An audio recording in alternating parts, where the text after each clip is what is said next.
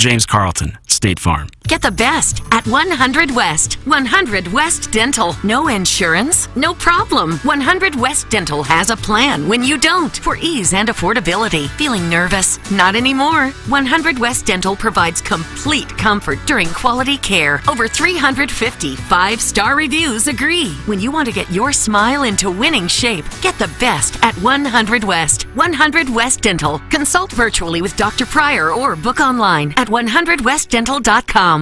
Elevate your performance. Pure Performance is your one-stop shop for all aftermarket modifications, known for their top quality work and outstanding customer service. It's officially Jeep and Bronco season. Pure Performance carries any accessory for your vehicle, old models to brand new. From sunshades, soft tops, trail doors, to off-road gear like bumpers and light bars, Pure Performance has you covered. Stop by the Pure Performance showroom at 3725 Harry S. Truman Boulevard in St. Charles or visit pureperformance.com. That's PURperformance.com. The choice of a lawyer is important and shouldn't be based on an ad. If you're seriously hurt in an accident, you'll want all the money you deserve. That's called justice. But there wouldn't be lawyers if justice was easy. No, justice is not easy. It's fought for and it's won. At Brown & Crouppen, we fight for justice every day. If you want some, call 222-2222. Because at Brown & Crouppen, justice is our business. Hi, this is Chris Pondoff from Illinois Recovery Center. As someone who battled alcoholism and addiction for 20 plus years, I understand the dark places you can find yourself stuck in. Alcoholism and substance abuse takes a heavy toll on your body and your mind, but you can overcome it. Start your journey to recovery at the Illinois Recovery Center, a rehab treatment center that provides comprehensive and customized rehabilitation addiction treatment. If you or a loved one are struggling with addiction, please know that there is hope. Visit IllinoisRecoveryCenter.com today. The biggest pro football contests in Vegas are back. Circa Survivor and Circa Million are now up to a record $16 million in guaranteed prizes. 2 ways to win and no rake. Circa Survivor contestants select one team each week with no point spread. Last the longest to win it all with $10 million guaranteed. In Circa Million, make 5 picks against the spread each week for your share of $6 million guaranteed through quarterly and full season payouts. Enter in Nevada. Play from anywhere. Visit circasports.com for details. If you want a first-class, top-of-the-line, high-quality interior remodeling job, you know who I'm going to suggest. Collier & Thompson. Known for their kitchen and bathroom remodels, Collier & Thompson is where you go when you want your remodeling job done right the first time. Collier & Thompson doesn't just do large remodeling jobs. They do plenty of man caves, bars, offices, pretty much anything inside your home. Check out their 10,000-square-foot showroom next to Uncle Bill's Pancake House on Manchester. Let them bring your dream remodel to reality. CollierandThompson.com. When we think of a real estate agent, we think of somebody simply selling our home or finding us a new one. I mean, they're all the same, right? Okay, here's the comps. We'll take some pics, we'll post them, and I'll get back to you, okay? A home is life-changing, and your real estate agent should reflect that. Honesty, integrity, and someone who will go above and beyond to make your dreams come true. The Jeff Lotman Group with Compass Realty. We're different because you're different. We want what you want. Experience the difference today at jefflotman.com, bringing people and properties together. Stupiracy, the podcast where stupidity meets history and conspiracy. You gotta question these things. With hosts Scott Rizzuto and Tim McKernan. I'm here to learn, everybody! Check out the latest episode, available now. As Riz and Tim dive into the surprising and fascinating history of the middle finger. What's that supposed to mean? From ancient Greece to modern-day controversies, discover how this gesture became a powerful symbol of defiance. Don't insult me, okay? Presented by Evergreen Wealth Strategies. Visit evergreenstl.com or call Mark at 314-889-0503. And by Brown & Crouppen, 222-2222 or getbc.com. Want to take on some legends of TMA? Sound the same to someone who gives a damn about the best fans in baseball! Tired of it! The show's so great. Will there be a little speaker system out behind the dumpster, so in case you're servicing me, I'll be able to hear my name? Then nominate yourself to be this month's TMA Listener of the Month. And if you win, you'll get recognition and other stuff. Sometimes all you have to do to win the prize is be a female. All it takes is one fake girl to just throw this show completely off course. Give us your name, a photo, and other pertinent information at TMASTL.com. The TMA Listener of the Month Club, quenched by Milagro Tequila. Welcome to a brighter side of tequila with Milagro. Find out more at TMASTL.com. KPN-TFM HD2, Collinsville, St. Louis. This is TMA All Day. Rise and shine, St. Louis. It's the Brown and Crouppen Morning After on KPN-TFM HD2, Collinsville, St. Louis. At the Morning After STL on YouTube and on TMASTL.com with Tim McKernan, Doug Vaughn, Iggy Strode, and Action Jackson. 7:07 in St. Louis. You're listening to TMA. It's presented to you by Brown and Crouppen. Welcome to the Munganess St. Louis Acura, Munganess, Burkhardt, Alton Toyota. 7 o'clock hour. Timothy, Michael McKernan, Douglas Sullivan, Vaughn Jackson, Bennett Burkett, Kenneth Iggy Strode, Chairman Kurt with you on the program. And we welcome you to call into the show via the Collier and Thompson phone line, 636-9004 TMA. Text in to the, I guess, unsponsored text inbox. Is that what it is, Jackson? Currently, yep. Is that right? It's too valuable a property. Yeah. Doug, why don't we start a company and sponsor the text inbox? And pay ourselves? What kind of company would you like to start? This fusion nuclear fusion thing. Yeah. I think that'd be good. It's got a lot of upside. If we could provide energy for the entire world, you could probably make $1 or $2 off of that. All right, let's do that then. All right. We'll do that this afternoon. Yeah, you have any fusion experience? I almost graduated from journalism school, from a state school. That'll do. Yeah, that's probably close to splitting atoms and joining them again. 314-881-TMA5. That's how you can text in, and then you can email in the morning after at InsideSTL.com for our Design Air Heating and Cooling email of the day, and be what we call a friend of the feather. Look at Johnny Cakes, morning friends. But Jackson, you're sideways with Johnny Cakes, or is it Johnny Mardukas? Johnny Cakes is famous for saying... Famous. Famous to me and Kurt, at least. Got it. For saying that he is calling in and no one's answering the phone despite him never calling. Sounds like he's a controversial texter. Yeah. He is, but I loved his performance in season 6 of Sopranos, so not to be too upset. And he bottomed? He seemed more like a top to me. You think he was a top? How do you tell? It's kind of the mustache, Vito's kind of disposition. You know, he was cooking Vito dinner, or Vito was cooking him dinner. So if a gentleman cooks for another gentleman, he bottoms? No, not necessarily. And listen, this is a world I have no real experience with, no hands-on experience, Teehee. But it seemed like Johnny Cakes was the one driving the bus, or the fire truck in this case. You don't want Vito on top of you. 2 times. What's up? You don't want Vito on top of you, that big lump of lard. Damn. But they had slimmed down by that time. Yeah, he got lithe. And did he get shot? He got beaten to death with a pool cue. Spoiler alert. And that pool cue was then shoved up his ass. Oh! Human popsicle. Pool cue was the bottom. Oh! The pool cue topped him, actually. You'd have to hit somebody a lot of times with a pool cue to kill him. Yeah, wouldn't necessarily say they had the most progressive views on homosexual activity in that world. So a pool cue death from Phil Leotardo was the outcome for Vito. Oh, I'd forgotten that. Yeah, in a motel. It's tough. Okay. And it's nice symbolism because Phil Leotardo comes out of the closet. He's hiding in the closet at the hotel room, and he comes out of the closet there. See that, the symbolism? I see. Metaphorical? Yeah. It's fun. Cardinals win. I'm not surprised. Yeah, I'm not surprised we got around to this pool cue scene in the first segment of the show today. Well, Johnny Cakes texted in. Tra-la-la-la-la-la. The Cardinals are coming, tra-la-tra-la. The Cardinals are coming, tra-la-tra-la. 2 in a row. How do you do? Take that, Brewers. We're 6 back and right on their tail. Even quarter? Not asking for a lot. What are we, 3 out, 2 out in the wild card? Tra-la-la-la-la. You know who's coming on strong are those Arizona Diamondbacks. They beat Cleveland in a doubleheader last night. There was a sweep. They have won 4 in a row, as have the Padres, vanquishing my Pirates. The Pirates are now 2 back of the Cardinals.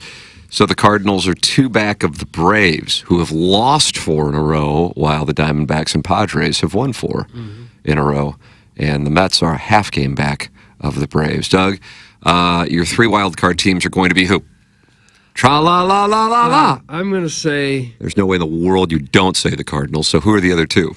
I'm going to say the Cardinals, Arizona, and San Diego, just the way it is now. But it's Atlanta right now. Well, I mean, the Cardinals, of course, will overtake Atlanta and the Mets. And they'll join Arizona and San Diego. Yes, there it is. There's your 3 wild card teams. Put that up on ESPN. It's your bracket. Is my bracket on ESPN? Go ahead and start your own. ESPN did at the beginning of the year. So I don't follow. Start my own bracket? put something on ESPN. Doug Vaughn's index, who makes the playoffs. Yeah, I could do that. I have the Vaughn index. I give you the Cardinals Vaughn index if you wait just a moment. By the way, the Cardinals are coming to long. Yeah, well, they're a -6 right now, the Vaughn index. They're 6 games back of the Brewers. Are they really? Yeah. So that's, well, that's just how accurate the Vaughn index is. Yeah. Correlates. Like, how do you have the Pirates? I'd have to do a little math on that. Let's see. The run Sorry to put you on the differential's spot. -12. They've scored 400. I got them at a -8. They're 8 games back of the Brewers. Are they really? Man, I like this Vaughn Bingo. index. By the way, speaking of quarter and giving none, with the Diamondbacks and Padres mounting a Sunday charge and the Phillies going to Los Angeles, and Doug, you said slapping around those Dodgers. We got a bit of a race in the National League West. Oh, definitely. More of a race there than any other division in the National League. That's correct. So maybe the Diamondbacks will repeat as National League pennant winners? Or maybe Mike Schilt will be manager of the year. When they had to get Josh Bell from the Marlins, that was like it always seems like Josh Bell goes to whatever team. He's a trade deadline special. Yeah, like whatever team is in absolute desperate need of somebody to hit the baseball a decent amount, like a far. And I think Christian Walker for them went down, so they signed Josh Bell. It's like, it's a bad sign for the Diamondbacks, but here they come. The Diamondbacks have outscored every other team in the National League by 31 runs or more. Is that right? Who would have thought that's the best offense in the league? Yeah, worse uniforms. I mean, a lot of us thought this Dodger team, what are they going to win, 100, 105 games? Yeah. They've had injury problems. Right, as of the Braves. Kershaw back yet? Yes, he's pitched twice. Once he got roughed up and once he pitched well. But Mookie Betts is still out. Muncie's still out. Ohtani can't pitch. No, he cannot. But he can hit. Boy, howdy. Well, we'll see how it shakes out. It'll be interesting. Especially now that Burleson's back. Well, Burley had a couple of knocks. Oh, Randy Orton got him going. Wasn't that fun to see? Yeah. You like when a professional wrestler shows up to a ballpark and inspires a player. I actually didn't see that. Did they show him last night at the park? Cat was interviewing him. Oh, was he? Yeah. And that was Alec Burleson's hero. And he said he was nervous to meet him. And then he gets 2 hits. Really looked like in the first inning. Could have had a little left center gap shoot. But, yeah, Randy Orton inspired him. Did Orton tell him to be more athletic? He did, actually. That was what he specifically said. Okay. And then, like what we did for Colby Rasmus and getting him traded out of St. Louis, bringing in Zubchinski, Dotel, Patterson, and Edwin Jackson, he switched his walk-up music to Randy Orton's walk-out music for the WWE, and look how he played. So he is going to stay with that walk-up music for the Cardinals as they try to sweep the Rays tonight. Something maybe you want to take the family to hear Randy Orton's walk-up music as Burleson walks it. I am going to the game tonight. So you're going to hear it. Not just for the walk-up music, though. Is Randy Orton still active in the WWE? He pops up now and again. Does he? Does he live in St. Louis, you know? The St. Louis metropolitan area. Oh, okay. I don't think he's like in the Grove. I doubt that. Yeah. Listen. This is his walk-up music? You're going to be going bat crap tonight when you hear this. Okay. This is what got Burleson turned around. Let's get Okay. All right. Hi, adults. Maryland Heights child here. Was rummaging through some garbage last night after I was put to bed and found some sex magazines and VHS tapes etched with "Return to Iggy if found. This is my retirement nest egg. Mom said to contact you here. She assumed this was mistakenly thrown away. Thank you. That's from the youth dumpster rummaged." Oh, gosh. Did you find anything good? Youth dumpster rummage. If you do find wet pink, DM me. Oh, we're still looking for that? Yep. Well, kids wouldn't look for any of that now. Isn't everything right on their phone? That's right. Yeah, I would think that finding physical media versions of pornography is not as attractive as like a unsecured web browser. Right. I feel like taking the reins off that would be more intriguing. No surprise, but you have a great singing voice, Tim, and that's from a lady. How about that? Call her Ellen. That was from Ellen, was it? Elsie? Are you surprised? You're talking about Randy Orton. Good-looking dude, tall, good on the mic in the ring. I'm surprised he never did more in the movies. You know, Rock, Batista, Cena. You'd expect him to do some movies. I don't know. He's never been in a movie? I don't think so. He's done a few. Has he? Bit parts? No, he starred in The Condemned 2 and also 12 Rounds. Action flicks. I thought he'd be a bigger star. It's interesting that that's how it's evolved. That the stars of WWE, the next step is to go and be movie stars somewhere. The Rock was the pioneer. John Cena. Nobody was going to make Dick the Bruiser a movie star. Hulk Hogan, Doug, he was the pioneer. Was that The Nanny? That one? Yeah. And that one best screenplay. I don't think so. But like The Rock became the highest paid actor in the world out of WWE. And Hulk was in Rocky 2 or was it Rocky 3? Rocky 3, Thunderlips. Mm-hmm. And Goldberg was in Longest Yard. A bunch of the wrestlers. I thought he did I thought he did a good job in that too. I thought it'd lead to more. Yeah, I'll talk to Larry next week. Yeah, the old school guys never got those chances. Or no one ever even thought of it. Right. Wasn't Andre the Giant in one? Yeah, he was in Princess. Yeah, probably was. Princess Bride. That's correct. Yeah. I'm going back even farther than that, though. Andre the Giant was what, the 90s and 2000s? Princess Bride. God, Doug, what year do you think the Princess Bride? I don't know the years, Tim. I go 97. I'm going to go 88, so I'm a little concerned by my 88. Maybe did they do a remake? Maybe I'm thinking of... Yeah, they doing a Forrest Gump Part 2? No, you're thinking of Here, same director, and Tom Hanks. Robert Zemeckis is the director, where the camera is in the same spot over like centuries. And it's like, it's in the corner of this family's I thought this was living Timothy room. Chalamet. Timothy Chalamet. So are they doing? I don't think they're doing it for us. All right, you own goodorbad.com. Well, I thought you were talking about the new Tom Hanks movie coming up this year. Do you think Lucas would come back and ride the board? Probably not after the way he was sexually assaulted. I have this money in goodorbad.com, and I keep being told I'm going to get a monetization strategy, a business plan. Nothing yet. I don't know. I interviewed the guy from The Princess Bride, and he lectured to me, and I couldn't pronounce his name. Oh. What was his name? I forgot it, but it's a weird name I couldn't pronounce. 1987. Yeah, I was thinking of a different. You know how to pronounce his name, Jackson? Who are you talking about? Guy from The Princess Bride. There's a lot of guys in The Princess Bride. No, the guy that's known for being in that movie. Billy Crystal? Carrie Elwes? Elwith, yeah, Elweh. Wait, Elwee. I pronounced his name wrong. Then he got upset with you? No, he just said, that's not how you pronounce it. I said, okay, why don't you pronounce it for me? And he did, and I said... You get snippy with one another? No, I thought I pronounced it right. He could have said, oh, you were so close. He said, that's not how you pronounce it. We were talking about Fred Savage yesterday. He was in The Princess Bride. He was. Was he? Winnie Cooper, Danica McKellar, friend of the show. Okay. Nothing on this Forrest Gump 2? I looked it up, and there's a Bollywood movie kind of that people were talking about, the Forrest Gump remake, but no. The one I know about is Robert Zemeckis and Tom Hanks are reuniting for a movie coming out later this year called Here. And the camera doesn't move? The camera's in the same spot, like physically in the same spot the entire time, but over years and years, so it changes from prehistoric times to family's living room. It's a fake trailer. I was scrolling through TikTok, and I saw it, and I'm like, wow, I'm surprised I haven't heard anything for this. Yeah. And it was like 3 seconds. I'm like, nah. And then I moved on. Somebody made an AI fake trailer.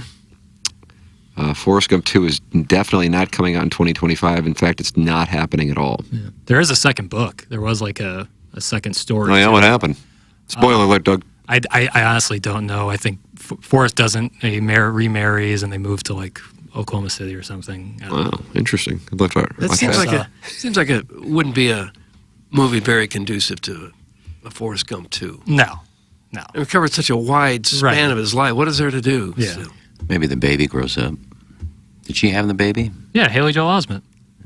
Yeah, maybe the baby grows up and does all the stuff Forrest Gump did. I don't know. Carries on his legacy of shrimp boats and running and... It was such an outstanding movie. I wouldn't tinker with that. That's why I was surprised when I saw 30 years later, Well, I love doing that, but no, I don't think that will be happening. All right, Doug. You can rest easier now. Yeah. I didn't think they should have remade that one. AI is just ruining this country. Oh, well, I don't know. A lot of people probably thought it was real. Then they start posting about Forrest Gump 2 coming out. Well, yeah. Well, you can be fooled by a movie coming out and not have the country ruined.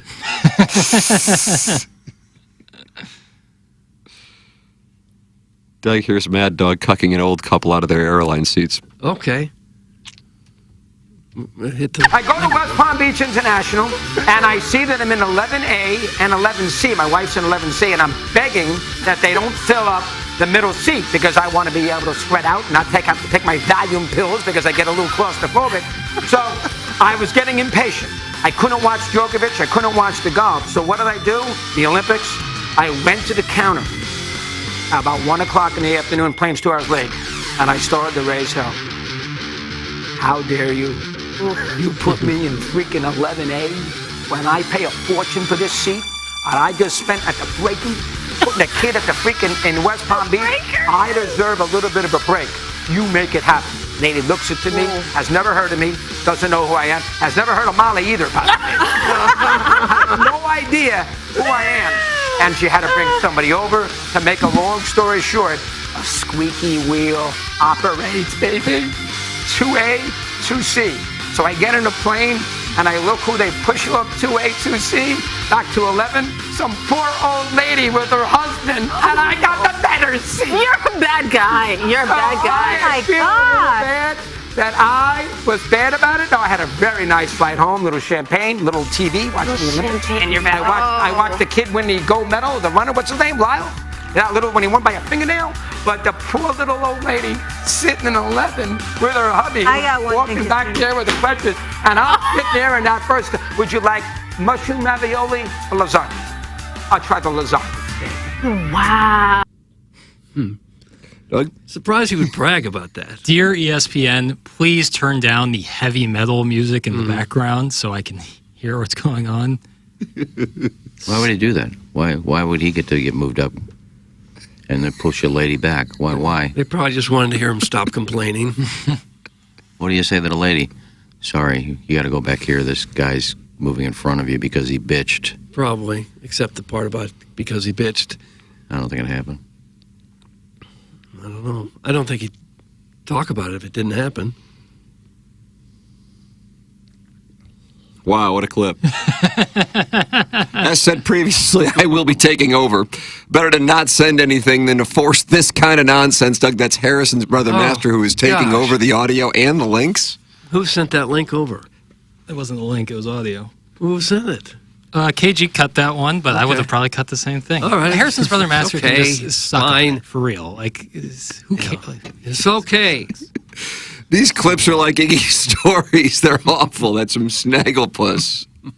I was going to send it to you, but it was from 2023. So it's probably not relevant. It was relevant, but it was Stephen A. Smith on the Dan Lebitard show. And they've known each other for a long time. And I don't know if Lebitard was just trying to get some clicks or whatever. But he said, I have to tell you, you and Skip Bayless ruined radio by your screaming. And Stephen A. Smith, I give him credit. He takes so much crap, but he always takes the high road. He doesn't scream back at people, usually, unless it's Bayless. And he started naming, and he said, do you know who Mike Mad Dog Russo is? He was doing this 30 years before I was. Yeah. Why don't you talk about the other people before us? How does Skip and I ruin radio because we debate? And then Lebitard sat there like a scolded dog. Well, I mean, you know, if you did. It was a pretty good clip. Yeah, Stephen A. Smith. Like... Well, Stephen A. Smith had a lot to say about radio and screaming on radio and talking about journalists, and now you can start a podcast and scream, and you don't have to have any journalistic integrity. He goes, I was a writer for 30 years. I'm just debating. So he made some good points. How do you know I'm freaky? I love Stephen A. I still never understand how anyone could ruin radio or make people upset. If you don't like the show, there's 1,000 other shows on. Listen to something else. Couldn't agree more, Doug. I do not get it. but it exists. Keep up the great work, KG and Jackson. Don't pay attention to these haters. That's from Gary Pinkel's cell phone etiquette. How about that? Thanks, GP. Yeah, I mean, it's a game of averages. Not every single audio clip or link is going to hit major way, but when it does, it does. And when it does, it's like a cornerback. Like the cornerbacks don't get credit for good coverage. Right. It's just what they're supposed to do. When there's a good clip play, it's not like get an attaboy. No. You just do your job. Doug, caller Buzz won the Milagro Tequila Listener of the Month in June 2023. I don't know the years, Tim. The only thing you don't need more of on this show is a rambling old man with no self-awareness. That's from caller Buzz. Well, we got 2 of those. Thanks, buddy. Now get back to playing with your own ass. Oh, gosh. Come on. Might better play with So he delivers your food after he fingers himself? Ooh, yeah. Oh, this is why I don't want my food delivered. I'll go get it. Thanks. Yeah, me and my wife went out last night, and I took one of the ribs and stuck it in my butt. My friend will tell you it happened. Go away. Oh, gosh, you're down on this fellow. I was curious what would happen first. That insufferable clip would end, or I would get my damn TMA hat. Some Brian Henson, Doug. I bet he didn't even order one. Listen, nobody was kissing my ass when I brought Boss Girl Gatekeep to the party. That's right. That's right. And that's a great drop that we play all the time. About that, Doug? That's the nature of the beast. Yeah. And, Harrison's brother Master is always going to have his little opinion. And that's fine. We appreciate him listening day in and day out. I just didn't expect it out of Henson. Yeah. Yeah, a tu brute kind of situation. And did he order a hat? I bet he didn't. Chairman? I don't believe so, actually. Oh, wow. Doug. I could be wrong. Huge moment for the Indianapolis Star Tribune. There was so many of them, it's hard to know who did and who didn't. All right. Well, okay. Henson has not responded. He just said, LOL, Boots is so jealous of Buzz. That's Brian Henson as he's at Colts camp. Yeah, I wish somebody'd stick a dildo up my ass every day. Gosh. Why would you say such a thing? I don't. He does. How do you know? Don't you listen to the show? Doug? Every story he talks about has something to do with his ass. Every story? Yes. Stan, you're an ass. I ordered a hat, morons. All right, I stand down. It's Brian Henson. Didn't take much for us to stand down on that. It's going to take a little longer to get there now. Yeah. With that comment. Keep waiting. I like cookies. Yeah. I like Kitten and Bunny. Is that right? Mm-hmm. I don't like being called morons. It doesn't feel good. Not this early in the morning. No. Call Jamie Burkhardt. He'll talk you through it. He's 314-252-0029. Or you can just go online at stlouisacura.com or altontoyota.com. Munganess, sponsor of our 7 o'clock hour, which we are in the midst of right now here on TMA. Munganess, if you're looking for a new car or a pre-owned vehicle, go to stlouisacura.com or altontoyota.com.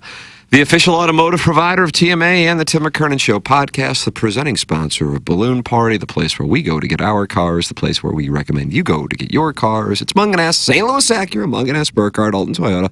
Online at stlouisacura.com or altontoyota.com. Doug, we have a title sponsor. The title sponsor is Brown & Crouppen. Brown & Crouppen. If you have been injured due to someone else's negligence, you may have justice coming. You may be deserving of a settlement. That's where Brown & Crouppen comes in. If you have a potential personal injury case, Brown & Crouppen is a local law firm here to serve you. You see a lot of guys come in and advertise. National guys want your business. Brown & Crouppen has been here for a long, long time in the St. Louis area. Since 1979, they know their way around the local courts. They know the other lawyers and the judges. They know how the system works in St. Louis. These are the guys you're going to want on your side. Terry Crouppen, Andy Crouppen, Ed Herman. They are the principals, and they've built a staff of more than 250 legal professionals there to serve you. Here's how it works. You give them a call. They'll talk over your case, give you that free evaluation. They work on a contingency basis, no upfront cost at all to you. If you don't get paid, they don't get paid, and they've won more than $1 billion in compensation for their clients. These are the guys you want on your team. If you think you may need Brown & Crouppen services, call them. I'll give that phone number now. 314-222-2222, or you go to brownandcrouppen.com. Make sure you let them know you heard about it here on TMA. The choice of a lawyer is an important decision and should not be based solely on advertising. Past results are no guarantee of future results, and every case is different and must be judged on its own accord. And Design Air, sponsor of our email of the day. Current standings, JV golf coach leading. But there's Kevin Miller. Fun to watch him playing well. Yeah. He always seems to do well in August. I don't know what that's about. And then, Doug, you're a big fan of Fupa Doncic and what he's been doing. Jackson, you like him. You think that's a guy that Fupa Doncic could be the guy to sneak in and maybe take JV golf coach's measure in August. Is it Croatian or Serbian or? You're asking about Fupa Doncic. Luka is from Slovenia. Oh, is he? Yeah, but what about his brother Fupa? I would assume also from Slovenia. Could you point to Slovenia on a map It's in without the Balkans. seeing the names? It's Eastern Europe. I'd find it pretty quickly. Yeah. Right next to Russia? Near.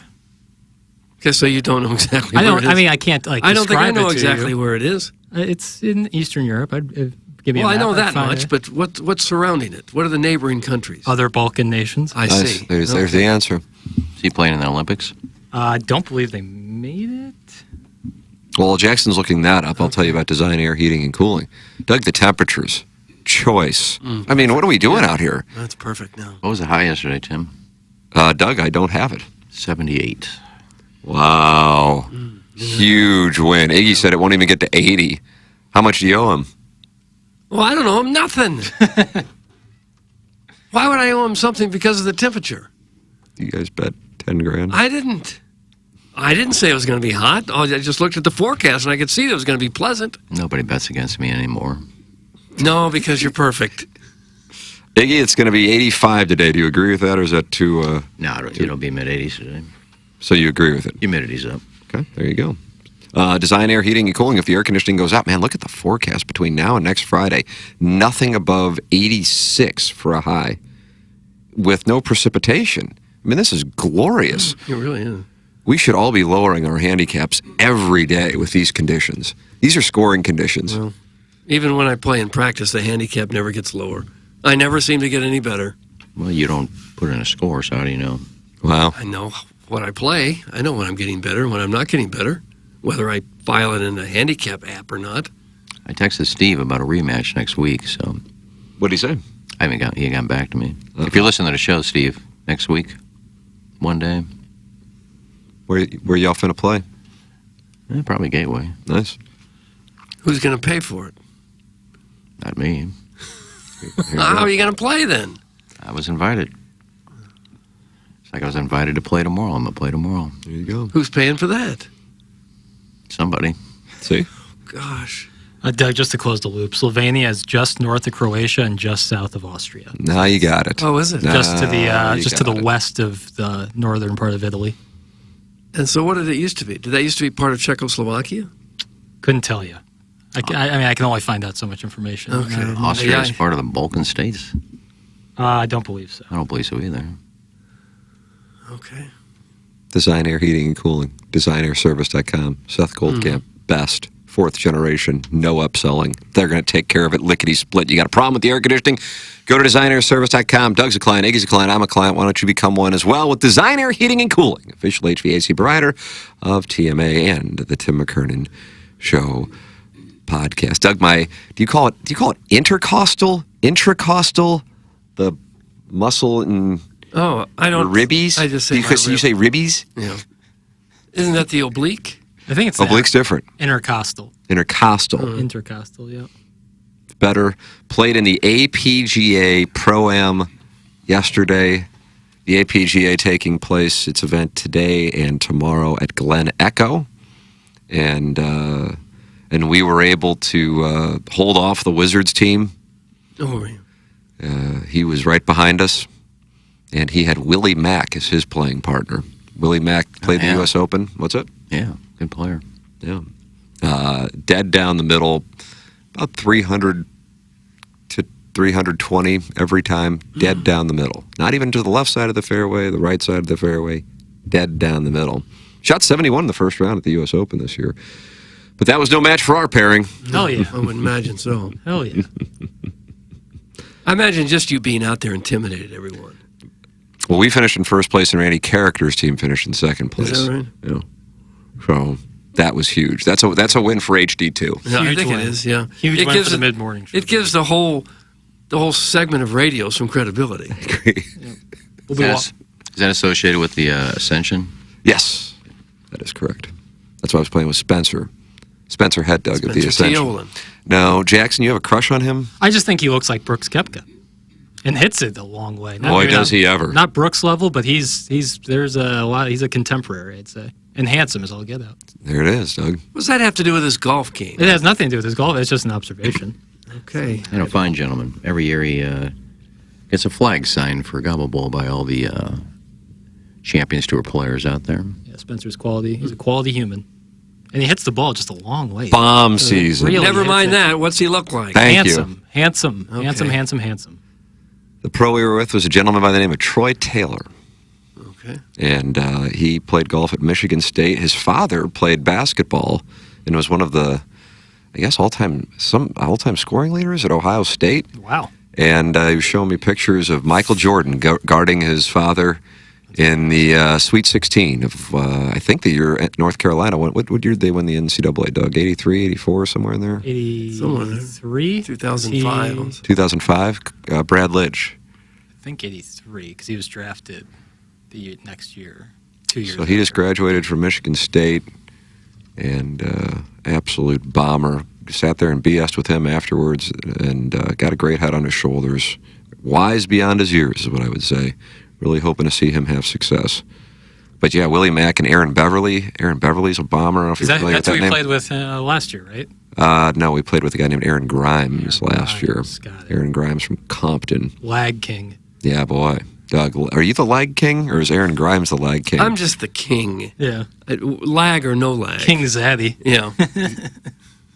King Zaddy. Yeah. I like that. Yeah, I don't mind. Aaron Grimes' hips would be facing the target while the club was still back behind his head. Yeah. It was unbelievable. And that makes him the lag king? Yeah, he was like 5. He was not that tall, but he hit the ball as far as I've ever seen a human hit the ball. Who were the biggest celebrities besides you and Randy? Ozzie Smith, I would get. Ozzie played. On a home run, by the way. Yeah, he was right behind us. That's what I said. He was paired with Willie Mack. Didn't Isaac Bruce play in that last year, too? Yeah, I think we did see Isaac Bruce and Torrey Holt out there, now that you mentioned that. Last year. Any more media people? I don't believe so, but I mean, You weren't watching everybody, no. Doug, I'm just so dialed in when I'm playing in Pro-Am. Sure. And you're Anytime there's a net event, that's my time. Yeah. Net event warriors. You just have to worry about the paparazzi getting in your way. Yeah, but I think they knew that I wasn't going to be there if Jerry Berger was going to be there. And he might have gone burgering. How many strokes are you up going into round 2? Excuse me? It's a 2-day event? 2-day Pro-Am. That'd be incredible. Like the Pebble Beach. No, this was a one-day affair. Jackson needs a St. Louis starter pack series on cutest local guys. Oh. Lots of categories to choose from. Local golfers, TMA listeners, pickup basketball players, etc. Yeah. Is that something you're thinking about releasing? I could do starter pack for cutest guys in radio. Really God. do a comprehensive Boy, list. That'd be tough. In radio exclusively, That'd be tough. it would get awkward, is what I would say. It would get awkward, Yeah. but if it was just St. Louisans in general, I could come up with a pretty comprehensive list. I imagine it's like I would do a full profile on each one. Mm-hmm. Photo shoot. It'd be pretty fun. Yeah. Was that 12-year-old girl from St. Louis out there, the chip putt and drive winner from Augusta? I don't believe so. Drive, chip, and putt. I thought she was. They were had her a couple things for this tournament. She's fabulous. 12 years old and won the Augusta drive, chip, and putt from St. Louis. I think she was at the media day. Oh, was she? Doug, Isaac Bruce still looks the same. Give me a kiss, Reverend Ike. It's from the Shrewsbury Sea Sniffer. Yeah, he does look the same. I don't know about the give me a kiss part, but he has not changed. He's not that old of a gentleman. He's, mid-40s now, probably? I would guess Isaac Bruce is... Just shy of 50? 51. He was great. I like 51 as a play. I guess I got a Prices Right and say 52, but it's going to be tough. Iggy's going to take home the cigar. Yeah, It's 51. It's just so nice. I had no chance. I mean, once you call it out, what can I do? Yeah. Nothing. Yeah. Can't. I guess he was at his peak, early 2000s? 99, 2000, 2001. That's already been 25 or 6 years ago. Morning was Butch Patrick there. Thanks. That's from Timmy Recaps. I didn't see him. He was hanging out with Calvin May. I don't know. Butch Patrick. Calvin May can really compress the ball. The way he comes through, he gets in the slot. And, Let's see. Is there any chance I can get Iggy on his back with his knees pulled up to his chest while I tickle his taint with my tongue? I crave that stud. That's from Dirty Chewbacca. Gosh. Boy, she wants you. No, that's Lord. called Buzz. That's his thing. That's him again? Oh, you think Buzz is Dirty Chewbacca? No, but Dirty Chewbacca should call Buzz if that's what you're looking for, because that's right up his alley. Would I make your cute boy list, Berkey? That's from Sweet Sweet Kai. You're not in St. Louis, brother. So maybe if I did a Cape Cod, Cape Cod, cute boy list, wouldn't that be great? I don't think you'd. I don't know if you'd make the Cape Cod list. There's probably some, especially in the summer. Yeah. If I was like winter Cape Cod, you'd probably have a good shot, Guy. But there's a lot of cute guys up there right now. Yeah, this is season for cute Cape boys Cod. in New England. Big time. Cape Guys going Cod's out there. probably not a very good place to be in the winter. Yeah, they pack no socks, 3 needlepoint belts. Yeah. Yep. Probably doing very little eating. Yeah. Some pink button-down dress shirts. Oh yeah, it's time there. Mm-hmm. That area is freezing in the winter. I bet It's it is. brutal. Yeah. Where's the PGA event this week? The Wyndham Championship. Greensboro. They're not going to be playing for a good long while. They've got Hurricane, Tropical Storm, Debbie, whatever the hell it's called, just parked over them in the Carolinas, Doug. Just parked over them. Yeah, I know. Yeah, I saw that where it said Hurricane Debbie or Tropical Storm Debbie has caused suspension of play. God, where are they playing? Florida? That thing's moving. That's bringing another cold front in tomorrow, this tropical storm to St. Louis. No rain, but it's bringing in a cold front. How cold's it going to get? 70s. Really? 80s. Hey, Tim, were there any other 12-year-old girls there? That's from Harrison's brother, Master. I'm talking about a pitch, putt, and drive champion from St. Louis, idiot. Careful. Harrison's brother Master. Big show.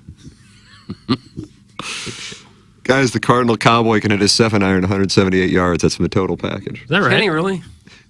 How does he have the time? He's at every damn event in town. He's gotten strong from carrying that trophy around. That little aluminum trophy. I would guess he's never played golf. You don't think? Guys, I have a show suggestion. Doug, people are pitching their show ideas here. I'd like to hear it. Call Her Piddles with Jackson and Maddie. Oh, that'd be fun. Yeah, how about that? That'd be really fun. I'd enjoy that. Really let my...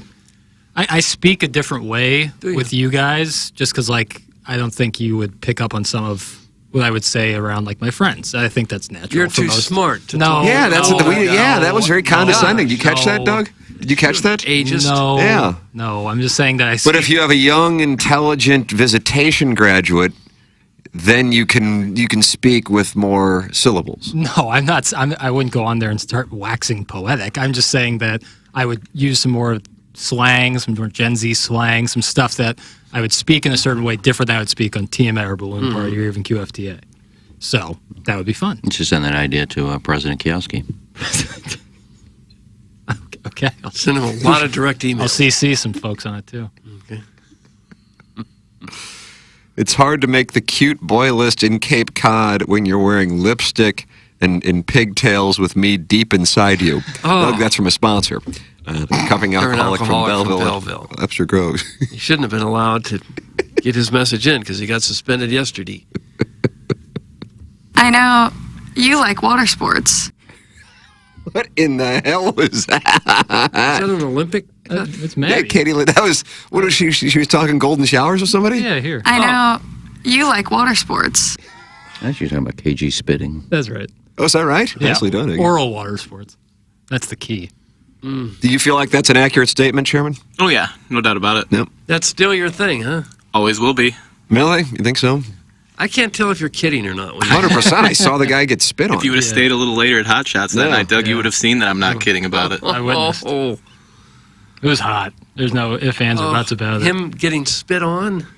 Spit in, really. Yeah. For being honest. That's the thing, too. I don't want to be spit on. I want to be spit in. Yeah. There was a point where I was capturing it with my cell phone, and I felt like I was too close to the situation. This is Robin feeding I we're felt talking like- about. No, it was simply saliva in mouth. Oh. She did kind of kiss me. Oh, no, I mean, there's no kind of about it. She mounted you first and foremost. Who was this? Who did this? A random bar patron. Yeah. Alas. Indeed. And it was hot. Okay. Yeah, it was hot. You're right. That was hot, man. It was super hot. All right. Everyone was tucking.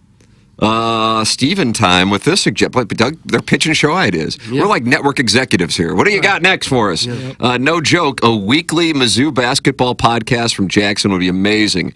It would turn into First Take after the first loss. That's from Steven time. Jackson, are you interested in that? Yeah, basketball. Who would be your co-host on that? Matt Rocchio? Yeah, Matt Rocchio. A basketball podcast so you in general. call her Piddles with Maddie and the Mizzou basketball podcast with Matt Rocchio. Doug, those are two new shows. And I'm really trying to get Good or Bad, the podcast, started. So, wow. Who would be the co-host on that? That is what the only thing, because I would do it by myself. By myself, like I would put it out myself, edit it myself. I would do everything involved with it because I really have a passion for it, and I really would have a lot of fun. But finding the perfect co-host is important. I can't do it by myself. Jamie Rivers, he dropped by Balloon Party yesterday. You guys had magical chemistry. No, that wouldn't work. Wow. Be a lot of interest in Missouri basketball coming off a winless SEC season. Yeah, no. People can't what time get enough. is it? KG, mark that, save it. Mark that and save it. I want you to mark that and save it, and then we'll play it in April. Well, that is what they did last year. Yeah, no. Things change, seasons change, and Expose. Did they sing Seasons Change? 1988. Keep that same energy in April. That's all I'll say. Keep that same energy. Let me ask you: do you think this podcast would work? I wouldn't do a podcast because I wouldn't know how to run it. I don't know how to get on YouTube. I don't know how to edit it. I don't know how to get on the air. Well, then it's probably not going to work. I don't know how to work a camera. You've been in the business how long, and you don't know how to do any of this stuff? Well, I've never had to do that before.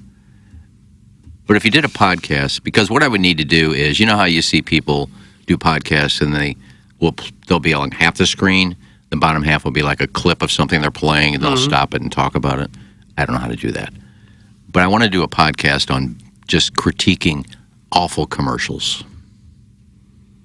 Stop the video and say, did you hear what he just said? I've seen some of the stupidest commercials every day. I saw one yesterday that almost made me sick. Oh, no. It's about a deodorant spray, and the girl comes on and goes, I got a secret. Not just my armpit smell. And then she's spraying this stuff everywhere, down her pants and her back. I'm like, what kind of a commercial do you come on and say, I stink? It was the worst. And it's giving you this podcast idea. Well, I see so many bad ones every day. Yeah. I would like to do a commercial on a podcast on bad commercials. Just play the commercial and critique it and go off on these people. I say you go for it. So you get some light copyright. So now we've got 3 podcasts done? It might be hard to find sponsors if you're ridiculing all the sponsors. No. Right. And then again, infringing copyright by playing the commercial beforehand. So we got Call Her Piddles with Jackson and Maddie, the Mizzou basketball podcast with Jackson and Rocchio, the Good or Bad podcast with Jackson Han Solo. Need a proper co-host. And Iggy, what is the name of your podcast where you call out bad commercials?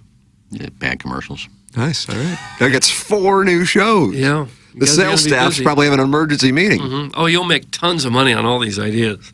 Because almost no one else is doing a podcast. Right.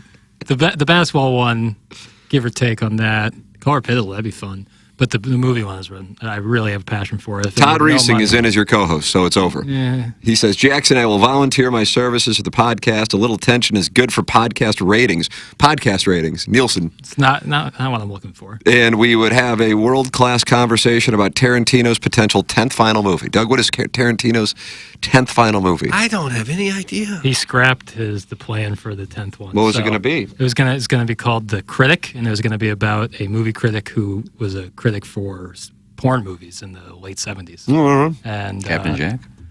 I don't know what it was based off of, but he scrapped it completely. So we have no idea what the 10th one's going to be. Guys, I'm doing a podcast about the worst ideas I've ever heard. And Iggy's idea for a podcast, it will be the first episode. That's from Marv in Florissant. No. And the North Side is not on board. Yeah. Is that a new report? I haven't even done one yet. Producer Joe is tuning in, and he's, I guess, taking pitches as well. And he says, it amazes me that this subsurface level thinker doesn't realize he could just watch a YouTube video to learn the millions of things he doesn't know how to do. Never mind the lack of follow-through on anything. There are answers to 99% of the things he doesn't know how to do within a simple Google search. That's from producer Joe Doug. He produced the show from 2004 I remember that. 2013 as a landing strip. Thanks, buddy. Look at that. Report yet on Wheeler, so nothing new. That's not a new report on Wheeler. Mike in New Paltz, what's up, Mike? Hey, how you doing, Mike? How are you? What's happening? No, I just wanted to ask you, that A new report on Wheeler, or is that last year's report? We already answered that one, okay? It's last year's report on Wheeler. I said it 10 times, so no one got in any way mistook that it was this year's. At least he acknowledged that he said it 10 times. There are just a few wise asses in New York. Just a few. Ready to pounce at any time. Yeah, but he was doing the Lord's work.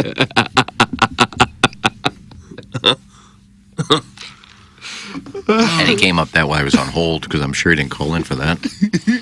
He was waiting. Getting back to the YouTube stuff, if you guys have something go wrong at home, you need to fix something, do you go on YouTube and take the lesson and try to instantaneously? Fix it? It's amazing how. Yeah. I mean, it's not amazing now that you know it, but yeah, it's there, and there you go. It wraps it up. Yeah. YouTube University. Mm-hmm. It really does work. Yeah. You really can fix some plumbing, and I was able to fix an ice machine in the refrigerator the other day just with one little tip. It's so on YouTube. awesome. Yeah. Call her piddles would be like mixing tequila and skim milk. Okay, then you don't have to listen to it. I didn't know if that was. I didn't. That sounds awful, but That's from the Crystal City Clam Hammer. yeah, I've seen your text. Yeah, you wouldn't listen to the show. Mazel tov. It's Nonetheless, not for you. It's cool. You don't want it to go into Crystal City or Festus, Doug? Those are the Twin Cities? It's just always amazes me, and I get that's part of the program. I'm just talking more generally here that people, instead of not listening or not like watching something, then voice that they're not going to watch it like anyone gives a damn. Oh, God. Like, but that's the thing. Like, if you're not going to watch a football game, do you then tweet out, "Hey, I'm not watching Michigan versus Iowa because that sounds awful"? No, you just they don't did play watch in it. two Big Ten championships and just not compelling television, unfortunately. Yeah, and that's fine. And then Iowa's you just the offensive issues. you just move on. It's so fascinating to me. But hey, project. That could be a tequila White Russian. That sounds aggressive. With skim milk. Ugh. It just sounds horrendous. Yeah, not for me. I do like a tequila soda. Yum. Milagro tequila at that. All right. Well, so when do you suppose all these podcasts will get started? Yeah, what's the launch date? Call her piddles. I would do the movie podcast immediately. With Todd Reesing. No, not with Todd Reesing. Once I find the proper, because they have to like go see a bunch of new stuff and be willing to grind a little. And I think Rock could be that. He just, but I'm concerned about him seeing new pictures. Don't say pictures. Can't wait. Don't say pictures. I can't be like, well, I might see this new movie next week. No. We got to see it now, brother. Well, he's a working man, and he's got the tuba job on the side. What do I do? I'm a freeloader. I work too. Well, so how are you going to have time to watch every new movie that comes out? Do the work. To do the work, you got to do the work. Think about that. Well, that's easy to say, but it's not that easy to do. I see new movies all the time. I've seen like 16 movies this year. 60? 16. When do you go? Weekends. Me and my girlfriend like going. Oh. It gets expensive, doesn't it? Yeah, but spend money on what you like. Drink whiskey like a man! It's from the total package. Brown liquor and I don't get along. You know, if you started that podcast, you could probably get movies before they even come out to review. I have a connection to kind of get that now. Oh, you got a pirate, bro? Not a pirate. With someone who works with the screenings, the critic screening. Buffa? No. Ledoux friend. Well, my mom was a movie critic for many years, so. Oh, gosh. Yeah. I would 1,000,000% not listen to a movie podcast. That's from Mr. Congratulations. Well, you better not do it then, Jackson. Yep. Siders ain't going to listen. No. Whatever. Seems like a happy guy. I think Maddie, Learn, Iggy, and Powder over there would make a wonderful Simps and Their Queens podcast. That's from Slippery Turtle.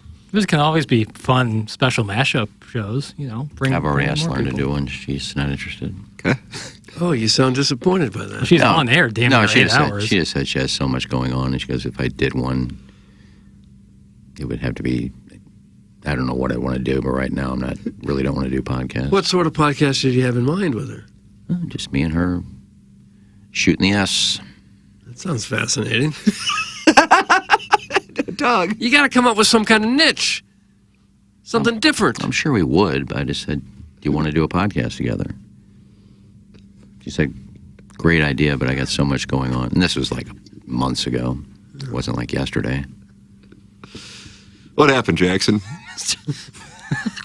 Mr. 63011's text. It really took. Can you politely remind Admiral Longbutter that this vessel has a cough button? Doug, that's if Mr. 63011 and he has a fast golf cart. Well, that's a mute button. It's not really a cough button, so.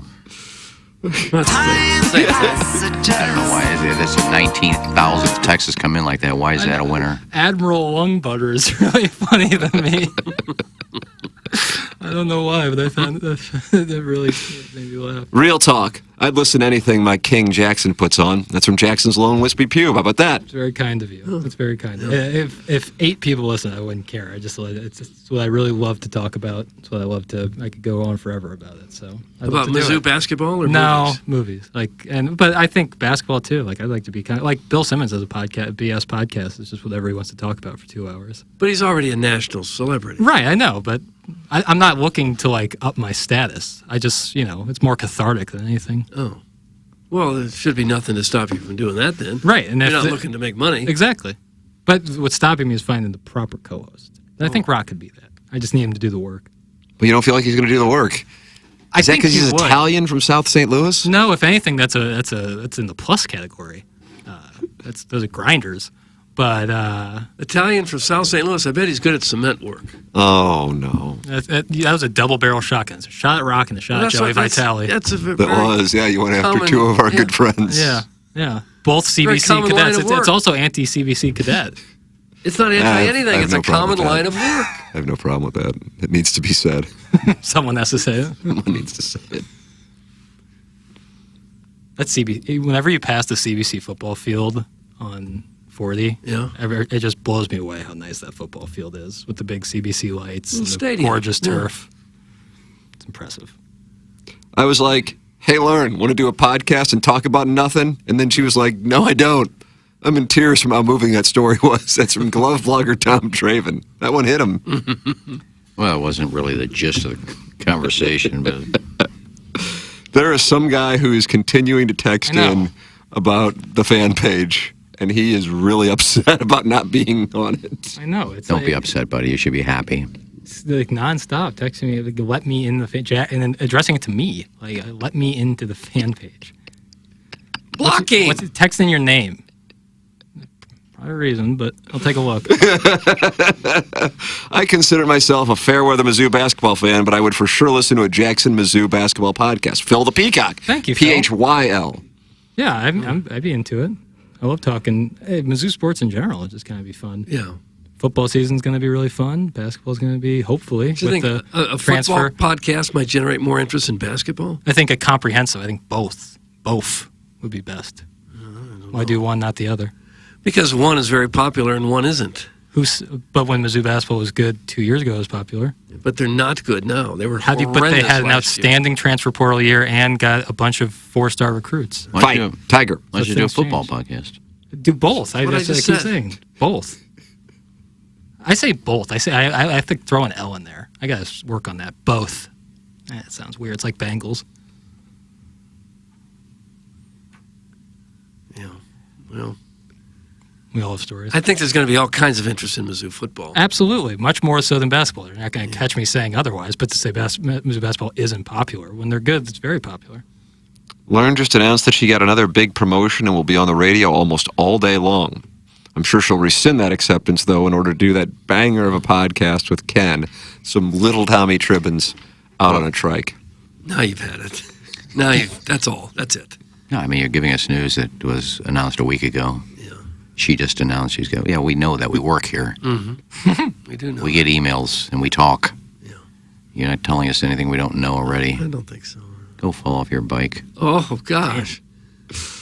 Mizzou sucks, but I'll listen to that movie thing. That's from Ray King. So Ray King is on board. Yeah, a little something for everybody. So we got 4 podcasts. Doug, is there any you've been saying you wanted to do a few more things? I don't care to do a podcast about nothing. I'd ask you to be a guest. Everyone in this room, I'd ask to be a guest on one of the 2. Well, I'd like to be on the movie podcast and the Caller Piddles and the Mizzou podcast. I want to be on them all. Yeah, be guest Doug on. And I want to be on Iggy and Lauren's podcast. Yeah, I'd ask all of you guys at some point or another to come on. I want exposure. Doug, you want exposure. That'd be fun, and it would be like cool. Like Tim and I do a podcast, QFTA. We've done it now 3.5 years. That's It right. would be kind of fun for like I'm running point on the podcast and Tim is the guest. I think that would be fun. It'd How be much really fun. talking is going to be involved? Good amount, and I know that's not really your thing. No, I don't care to talk. What if we did the podcast outside the Busch Stadium during a playoff game? Oh. Now you're in my wheelhouse. Yeah, that's kind of... Where I have to try to pretend I know what's going on based on the roar of the crowd behind me. Yeah, outside of Earl Weaver's house 3 times. Oh, Tim, can you give me the phone number real quick? I have a funny story to tell you. That's from the O'Fallon Possum. Well, let's hear it. 636-900-4TMA. Callier and Thompson phone lines. This is going to be good, I guess. Yeah. He's got a fun story just to put it just for you, though. That's for me. He'll never call. Jackson, I need an excuse to get away from my family. Let me do the movie show with you. That's from Caller Buzz. I like Caller Buzz. So Buzz is in. Maybe for a guest spot. Wow. If he's Iggy, what do you think into about a that? Buzz is certain going to be in movie. the studio. I won't be here. He'll leave if Buzz arrives? Well, he's not doing it from 7 to 10. It's true. I don't know. He may have to do it like during the commercial breaks. Like Mitch in the morning. Mm-hmm. What does he know about movies? I don't know. He could be a Just be a fan. cinephile. Oh, I know. You know. You would leave the building as soon as Buzz arrived? No, I won't be in here for a podcast. Unless Learn does it with you. Well, Learn's not doing a podcast with me. Is there anyone else that might partner up with you? No, I have no interest in doing a podcast. Unless it's with Learn. Thought you wanted to do the Bad Commercial podcast. Well, I just said it'd be funny, but it'll never happen. No. How do you feel about your feet? Well, I just had some work done on my arthritis last. See, if you want to get What does that a mean? unique, if you want to find Cut a off? niche, that's it. Do a foot podcast. Oh, what about that's that? something that's not out What about there. that? Just weird enough that you might get an audience. I don't like I got to be honest with you. That might be a play. That might be a play. I mean, anytime we talk with OnlyFans girls, or I feel like Lisa Ann, like she's just like, yeah, I'm just like sitting here at my pool, and I'm like, oh, I can just take a picture while I'm laying here of my feet, say it's however much, and I'll make thousands of dollars because that is the niche. There you go. Iggy, Yeah. what about that? You get a foot model in here I and don't talk like feet. and play ball. It doesn't matter if you do. It matters I would if the still have to audience does. play with them. We're trying to build a podcast here. Well, why don't you do it? I'll do the footcast. There you Okay, go. There. I don't think anybody should be stealing Jay's stuff. We just have a kink podcast. Call Yeah. it like Work the Kinks Out. Yeah. Nice. Not bad. I like this. And he doesn't have Kind of get a vibe. That's a nice foot. I think I'll suck on it. He was the all-time legend in that industry, but he doesn't have a monopoly on it. But you saw the one time I did it when Jay didn't come. He had a meeting with the mayor. Doug wasn't there either, but it was red hot. Everyone in there I was scolded for not participating by one of the foot models. Iggy legit did the work. Like that was, I needed somebody to play with those feet, and Iggy stepped up in a major way. But I want to know part of it, and I didn't enjoy it. No. And one after another, they came up. I got berated by Jay's girl. You don't like this berating thing. Jewel. Yeah, she was. Jewel. She put her foot right in Iggy's neck, right under the chin. Then she stepped away. There's a picture of her like right in my face screaming Yeah. Why was she screaming at because I wouldn't play with her foot. She started unzipping her quarters with her toe. And it was that's pretty talented. Everyone just Yeah. Now that's a podcast that's got some legs. God, that was hot. Doug, want to do a podcast based on that great bit you guys do a few times a week where you pass around Iggy's phone and look at old photos nobody wants to see, but you all pretend to be engaged while the audience dines on silent static and snoot wind hitting the microphone. Oh. That's from Jim Lemon. Snoot wind. Who? Former Yankees manager? Jim Lemon. There was Chet Lemon. He was with the Tigers, wasn't he, Doug? Yeah, outfielder. Yeah. That's a Chet. We need someone needs to name their Bob kid Lemon, Chets. wasn't Bob Lemon was the manager and a good pitcher in his he? day. Yankees, right? Yeah. This guy literally just spent 15 minutes talking about doing a podcast. Now he says he has no interest in doing one. My God! That's from Swayze Possible Burner. That was in all caps. Well, I spent 1 minute talking about the podcast. You want to do the Bad Commercial Not quite podcast 15. and the Learn podcast. You wanted to do both of those. Wanted to get them knocked out. I didn't spend 15 minutes on it. Doug the O'Fallon Possum has called in. He says he has a funny story for us. He's on the Callier and Thompson phone lines. Good morning, O'Fallon Possum. Hey, good morning, guys. Hello, Possum. So I recently, a month and a half ago, moved to Pensacola. Oh, did you? And is that Panhandle? Yeah. Yeah, I'd say it is. Home of University of West Florida? Yes, you are correct, Jackson.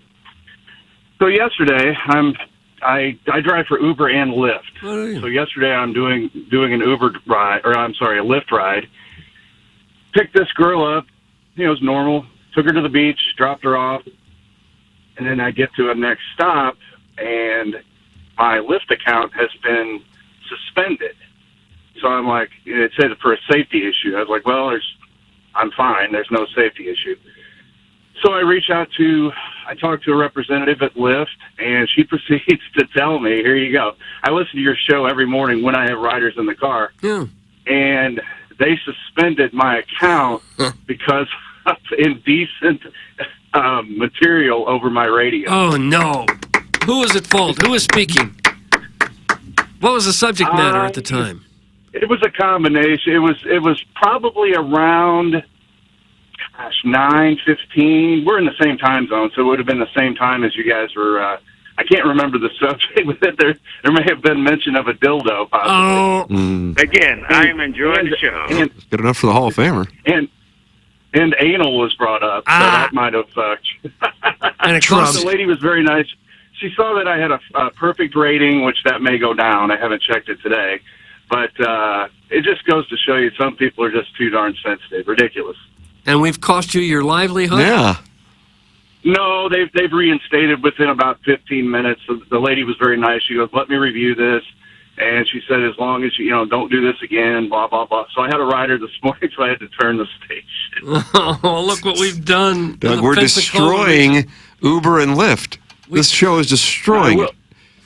I will tell you, I moved down from St. Louis, so I had done probably 1,000 rides in St. Louis. Never had one complaint about you guys. So that shows you St. Louis rules. Yeah, Panhandle soft. Yeah, take that. Take that, Pensacola. Radio Wars. Why did you leave the garden spot of the Great Plains? Well, a few reasons. Number one, starting a new job next week. And number two, I'm not a big fan of cold weather. Good for you. Yeah. Although Pensacola isn't necessarily, super warm. Well, that was another reason I moved. Yeah, they do have temperature change here. The fall, and just like St. Louis, fall and spring here are very pretty.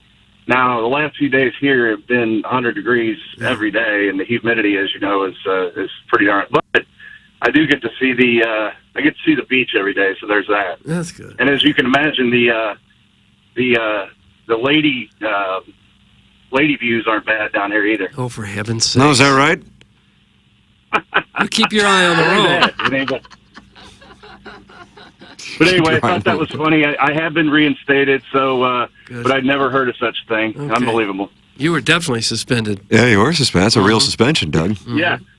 That's a good story, and I feel bad that somebody would do that just because you're listening to the radio. Well, I know for a fact that it had to be this lady and she was probably late 20s, early 30s. Nice lady. She didn't. Most people don't say a word to you in the car. I did drop her off at a different spot, and I thought that might have been the issue. But I went to the original spot where she wanted to be dropped off to complete the ride. But anyway, no, I'm back in the saddle. No, that's good to hear. But you will not be able to listen to our show while driving Uber or Lyft callers now. You know what? I'm a risk taker. I'm gonna say screw it and turn it on. Oh, how about that? How about that? Maverick is what you you are. Maybe ask permission. And the person is in the car. In the butt. See, it was probably you, Iggy, saying something like that. What, ask permission? No, that last cut we just heard. I think it was a combination. Okay. I've never once in over 1,000 rides had anybody ask me to change the station, turn it down. Never, except this lady. She didn't say anything, but she complained. You have to rate your driver after you get out, and apparently she didn't like what she was hearing on her virgin ears, I guess. Well, try balloon party maybe when you're riding around. Yeah, Jackson has some takes on I the go Hartford right, NHL I go franchise. right from TMA to balloon party, and I don't skip a beat. God bless. Thank you so much. Well, we're glad that Uber/Lyft has lifted the suspension, and we apologize for our dildo discussion yesterday, Doug. Hey, no, keep it up. Keep it up. It makes you make my day, make me laugh. I'm the guy that wrote in originally way back that I left Stern after 30 years for you guys. Is that right? Was that in part because you weren't enjoying the Stern show as much and you were starting to look around? He had softened so much. I think once he got remarried to Beth, he totally changed. And when Artie was off the show, they didn't replace Artie. It just went. It wasn't the old Stern. I mean, he has become so, as they say, woke. He's so sensitive. It just wasn't the same. And, years ago, I had, listened to your other shows, but I'm glad I found this finally. God bless. Well, thank you, Possum Belly. Yeah, there he is, Doug the O'Fallon Possum, suspended by Lyft, but now back. He's back. Yeah. Enjoy Pensacola. I dropped it. Oh, okay. Jackson. Sometimes the goodbyes can get a little mangled up, and it's like, I guess I can see that. There's people that wouldn't want to hear some of the content that we talk about. Yeah. I can understand that, especially if you had kids. I guess this woman didn't have a kid, but... Caller Buzz says he was touching himself while driving. Does Buzz know? I've never once, there was one time where it was really early morning Uber pickup, and they were just blasting house music, and I was like, hey man, I never really do this, but can you either turn it down or change it, because this is just hurting my head. I can't listen to this. What's house music? House music is like EDM, like aggressive dance music. What was the driver's response once you said? Yeah, he was very kind. He was like, oh yeah, totally, I get that it's not a lot of people's morning cup of tea, I should have known. And he was always fine. You think he was rolling balls, or he'd been up for 4 days? Give him 1 star. There's a lot of neck veins I saw from. There's a lot of neck veins, and he had the dream catcher under the rearview mirror, and so I picked up a vibe. Did you? Yeah, this guy's been to Burning Man, I bet. And he was nice. Yeah, I've never taken an Uber or Lyft. Really? Okay. That's another one for the Iggy Has Never podcast. That's right. There's another one. Oh, yeah. That's not going anywhere.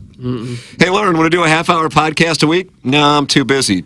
Hey, Lauren, want to do an extra 3 hours a day on the radio? Sure, I got time. That's from the 314.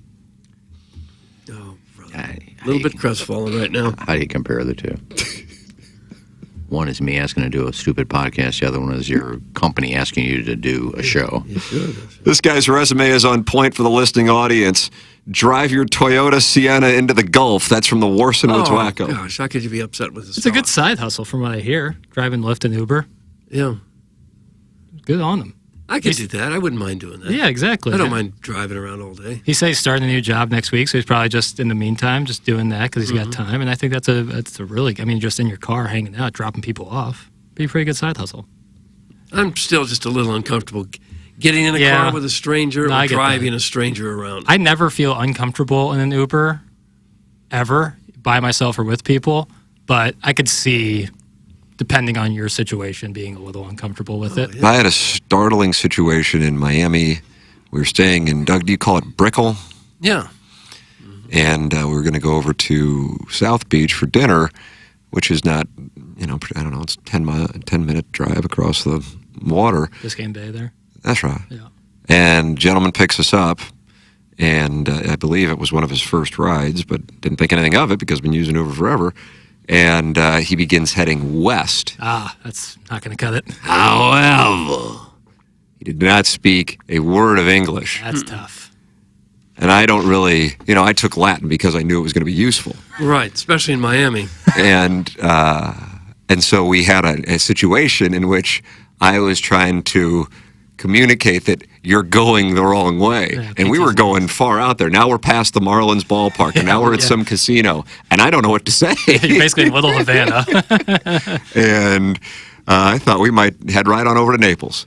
Cross really? Alligator Alley, just keep going. I guess you could get there that way. So, but other than that one little incident, I don't know, I've probably taken 200 Uber rides, and it's super easy. Yeah. Usually, for the most part, drivers are really nice. They respect if you don't want to talk, or if you start talking, they make conversation. It's really, it's unbelievable. Because I was, I always say, Seinfeld, I don't know if it would resonate as much now because so many of the issues in Seinfeld are taken care of by the cell phone. But there's an episode where they're stranded on Long Island and they're they have no idea how they're going to get home. And Uber immediately solves that. Anywhere you are in America, you just hit your phone 2 times. In 5 minutes, a car will be there. Well, Fallon Possum has issued a statement in response to the Worson Woods wacko, suck bleach, Wenwood wacko. Oh, Wenwood. Steve Winwood. Are there even still taxi cabs in St. Louis? I don't ever see them anywhere. Yeah, there are. Because I see sometimes up by the airport. I wonder what it looks like in New York City now. That used to be, I haven't been there in a while. There's still a lot of taxis. Taxis there? like crazy. Yeah. They were pissed, too. All their business was taken by Uber drivers. Yeah, there's I'm sure that they've worked out a system for both to coexist, but there's still plenty of taxis. I don't see them in St. Louis, except for that airport area. I think if you're really being if you're going to use a taxi, the only time would be if you're scheduling a ride to the airport and you can call a taxi to be there, but you can also do the same thing with Uber. So I don't think Uber is going to be cheaper than a taxi. It's a lot of flat rates for taxis when you're talking airport, so I don't know on that, but I'm not positive. I prefer my Uber drivers are topless. That's some Crestwood Coyotes. Would that cost extra? Yeah, that was kind of Turtle's idea in Entourage to have beautiful women drive limos and drop you off, or not limos, but town cars. That would certainly be safe for the women. Yeah. They get called by a bunch of creeps to come pick them up. It didn't go well for Turtle. No. Jackson, what's your Uber rating? That's the Hunchback of Von Castle. 5 stars. You're for real 5 stars? 100% 5 stars? 5 stars. As a rider? Yes. The Uber driver can rate you, and you can rate the Uber driver. I would assume that inevitably you're not going to have a... How many Uber rides do you think you've taken? I wonder if it shows that. Over 100. Doug, you've never taken one? No, I've taken a few, but only in an emergency type situation. 4.84. Yeah, I've probably taken just south of 100 Uber rides, if I had to guess. Does it tell you how many? That's what I'm looking up right now. Yeah, I have 5 stars. I mean, it's really, from a DUI standpoint, I guess it's if I know I'm going to be having even just, more than a drink, it's all right, well... I'm not going to bring the risk into play. You know what I mean? I would have a low rating, I'm sure, because I can't get into a car with someone and not say a word to them. That to me is it depends. Some people want to talk and some people don't. Oh, I'm sure that's true, but I have to talk. I have to acknowledge the driver. Of course. In there. Well, yeah. I don't think anybody sits down and doesn't say anything. Right. Not saying anything, but if let's say it's an early morning Uber ride to the airport, you say, "Hey, how you doing, man?" And then maybe you throw in your AirPods and you just kind of hang out there for a little bit. Yeah. See, that kind of makes me. That's fine, and then you can chat it up. Well, how about this from Stephen Wildwood? Next time you go on vacay, I will go on a different flight, stay in a different hotel, and be your personal driver, Tim. That's great. That's nice. Yeah, that's a nice you, so I won't run into that situation again. And he'll have to rent the car and everything when you get down there. Well, I'm not going to do it. Yeah, you're not doing Stephen Wildwood, how come you haven't responded to Iggy's? Oh, he did. He got back to me. Oh, when are you guys playing? I said next week. He said, yeah, no problem. And I said, just pick a day that's better for you. Then who's going to pay for that round?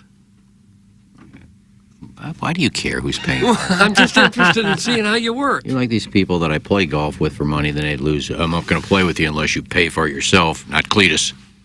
Why do you care? I'm just interested whose money it is. in to see how you make this system work for you. Somebody invites me to play golf. That means they have to pay? Yes. At a public course, though, that's the same idea. I feel like if you want to play golf with me, you know I'm not paying. Right. Okay. That's fair. So if you ask me, so if a friend calls and says you want to play golf, that means they have to pay your way? Well, they know I'm not going to pay for golf. So if they're asking me to play golf, they know they're either getting it comped or whatever. Huh. Again, this has nothing to do with I'm better than everybody else. It's that I don't enjoy playing that much anymore if I have to pay for it. That's fair. Okay. Well, all right. Huh. Stephen Wildwood said Gateway. With a question mark, though. Okay. Yeah, we can play Gateway. Just let me know what day's better for you. Mm-hmm. I don't think I have anything going on next week. How's it going at Normandy? Are they making progress up there on that course? I don't know. Nobody will answer the question. I don't think they want to talk about it. I mean, I guess I could drive out there and take a look, but I wouldn't know what work's being done. I mean, the trees were all chopped down while the course was still open. Yeah.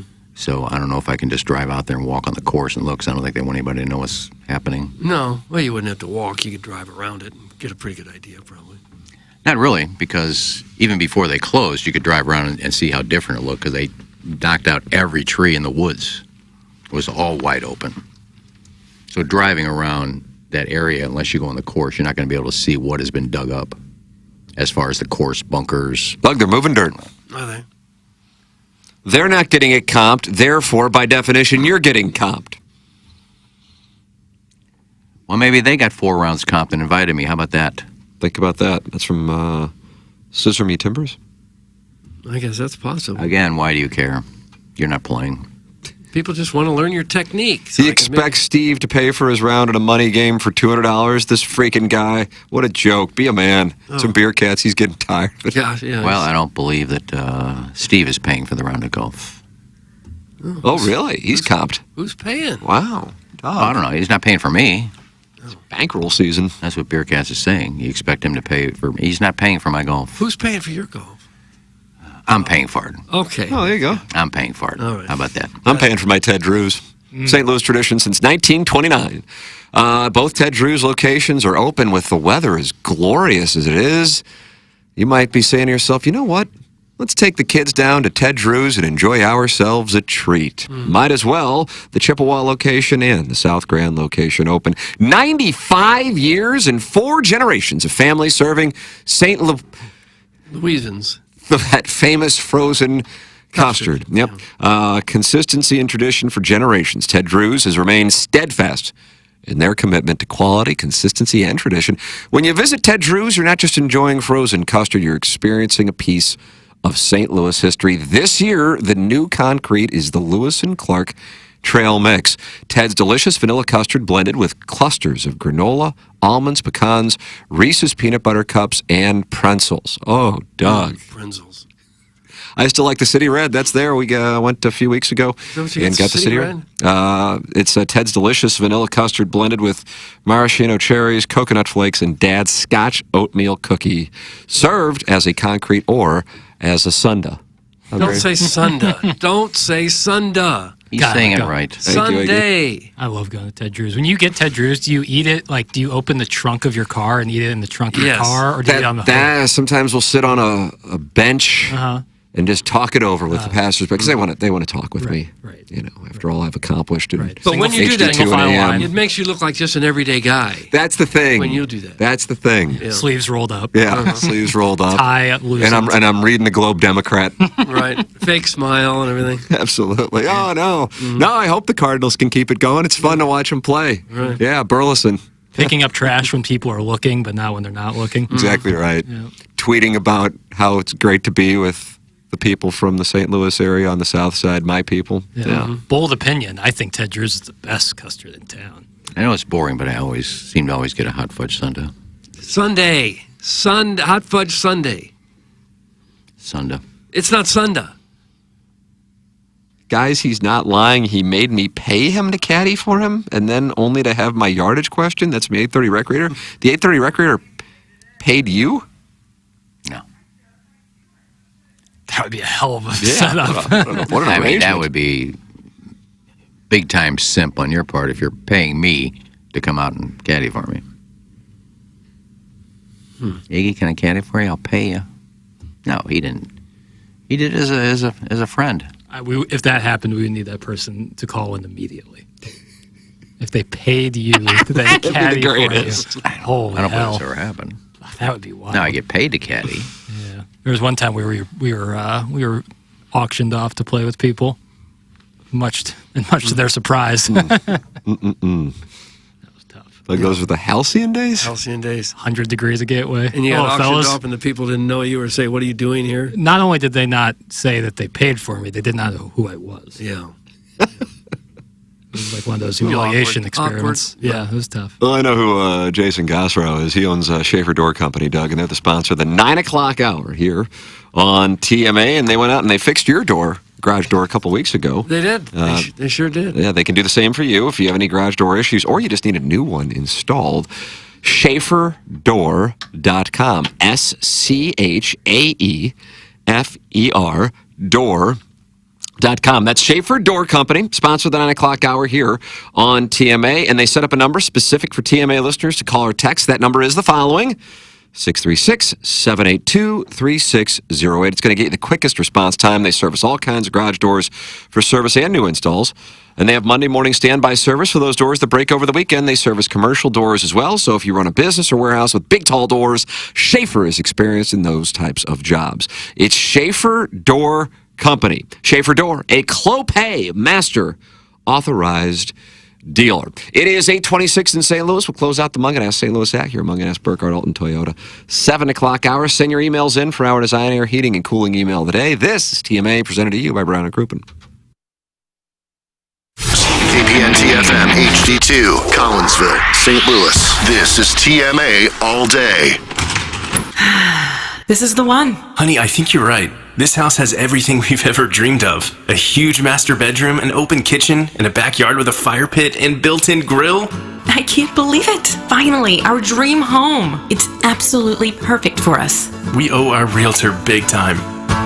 No, you don't. We're just doing our job. At the Jeff Lotman Group, helping you find your dream home is our top priority. Bringing people and properties together. Call us at 314-406-8911 or visit us online at jefflotman.com. If you want a first-class, top-of-the-line, high-quality interior remodeling job, you know who I'm going to suggest. Collier & Thompson. Known for their kitchen and bathroom remodels, Collier & Thompson is where you go when you want your remodeling job done right the first time. Collier & Thompson doesn't just do large remodeling jobs. They do plenty of man caves, bars, offices, pretty much anything inside your home. Check out their 10,000-square-foot showroom next to Uncle Bill's Pancake House on Manchester. Let them bring your dream remodel to reality. CollierandThompson.com.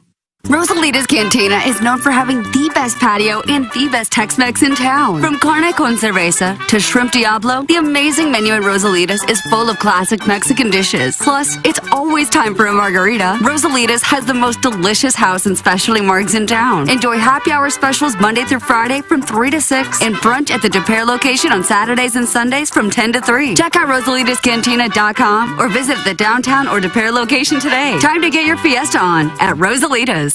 Elevate your performance. Pure Performance is your one-stop shop for all aftermarket modifications. Known for their top quality work and outstanding customer service. It's officially Jeep and Bronco season. Pure Performance carries any accessory for your vehicle, old models to brand new. From sunshades, soft tops, trail doors, to off-road gear like bumpers and light bars, Pure Performance has you covered. Stop by the Pure Performance showroom at 3725 Harry S. Truman Boulevard in St. Charles or visit pureperformance.com. That's PURperformance.com. This is Eric Conley, the founder of Illinois Recovery Center. At Illinois Recovery Center, our substance abuse treatment goes beyond mere recovery. It's about reclaiming lives filled with purpose, joy, and connection. Our dedicated facility is more than just a place of healing. It's a beacon of hope for individuals seeking to reintegrate into society and thrive in their work, family, and community roles. Our team is ready to help. If you or someone you know wants more information about the Illinois Recovery Center, please visit IllinoisRecoveryCenter.com. Hey, it's Jackson. TMA listeners have a lot to think through financially. Saving for retirement and college, while also paying bills and enjoying life along the way. Whether you are starting your financial planning or if you're already retired, call Mark Hanna. Mark works with you to design a financial strategy.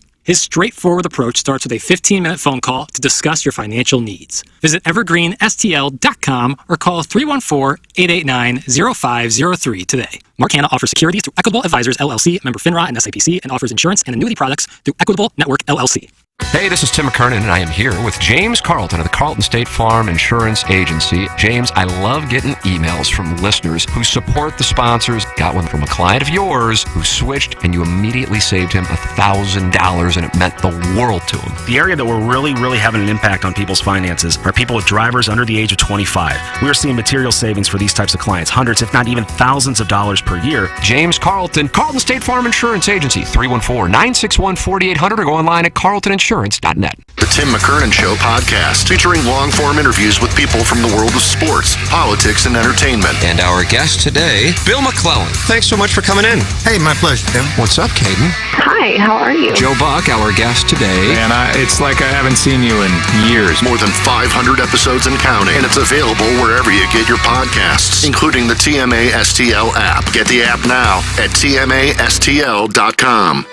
Want to take on some legends of TMA? Sound the same to someone who gives a damn about the best fans in baseball! Tired of The it! show's so great. Will there be a little speaker system out behind the dumpster, so in case you're servicing me, I'll be able to hear my name? Then nominate yourself to be this month's TMA Listener of the Month. And if you win, you'll get recognition and other stuff. Sometimes all you have to do to win the prize is be a female. All it takes is one fake girl to just throw this show completely off course. Give us your name, a photo, and other pertinent information at TMASTL.com. The TMA Listener of the Month Club, quenched by Milagro Tequila. Welcome to a brighter side of tequila with Milagro. Find out more at TMASTL.com. Stupiracy, the podcast where stupidity meets history and conspiracy. You gotta question these things. With hosts Scott Rizzuto and Tim McKernan. I'm here to learn, everybody! Check out the latest episode, available now. As Riz and Tim dive into the surprising and fascinating history of the middle finger. What's that supposed to mean? From ancient Greece to modern day controversies, discover how this gesture became a powerful symbol of defiance. Don't insult me, okay? Presented by Evergreen Wealth Strategies. Visit evergreenstl.com or call Mark at 314-889-0503. And by Brown and Crouppen, 222-2222 or getbc.com. KPNT HD2, Collinsville, St. Louis. It's the Brown and Crouppen Morning After.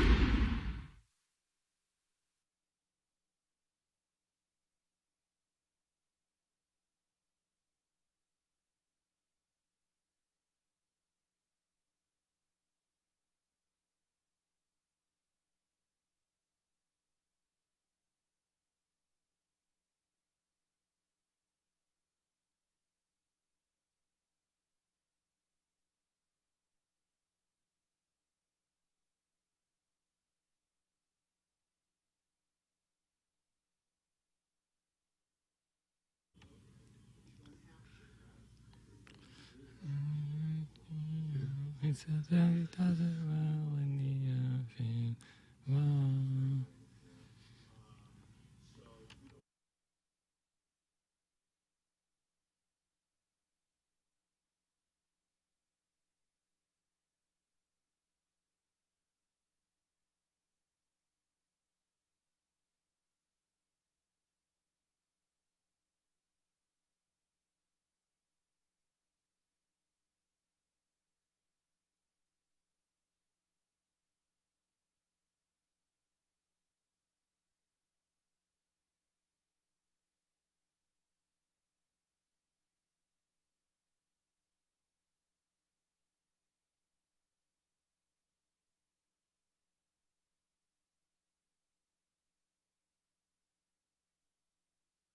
His style with the flat bill. I think so. Ladies like a flat bill cap on a fella. It's about more about the man than wearing the cap. Oh, You talking about me? not Colby. Colby heard a lot of the songs. She was sitting up in section 340 something when he hit his first walk off. I was just talking with John Kielski. Oh, were you? So Doug we were playing the music, and Doug was kind of talking through some stuff, but I didn't have the mics on because the door was open. I know you're talking to John Kielski. Oh, did you know I was talking? I didn't want to, by any what a moment that could have been. Like, picked up at all by any open mics if I opened the mic, so Doug kind of just did a segment for me.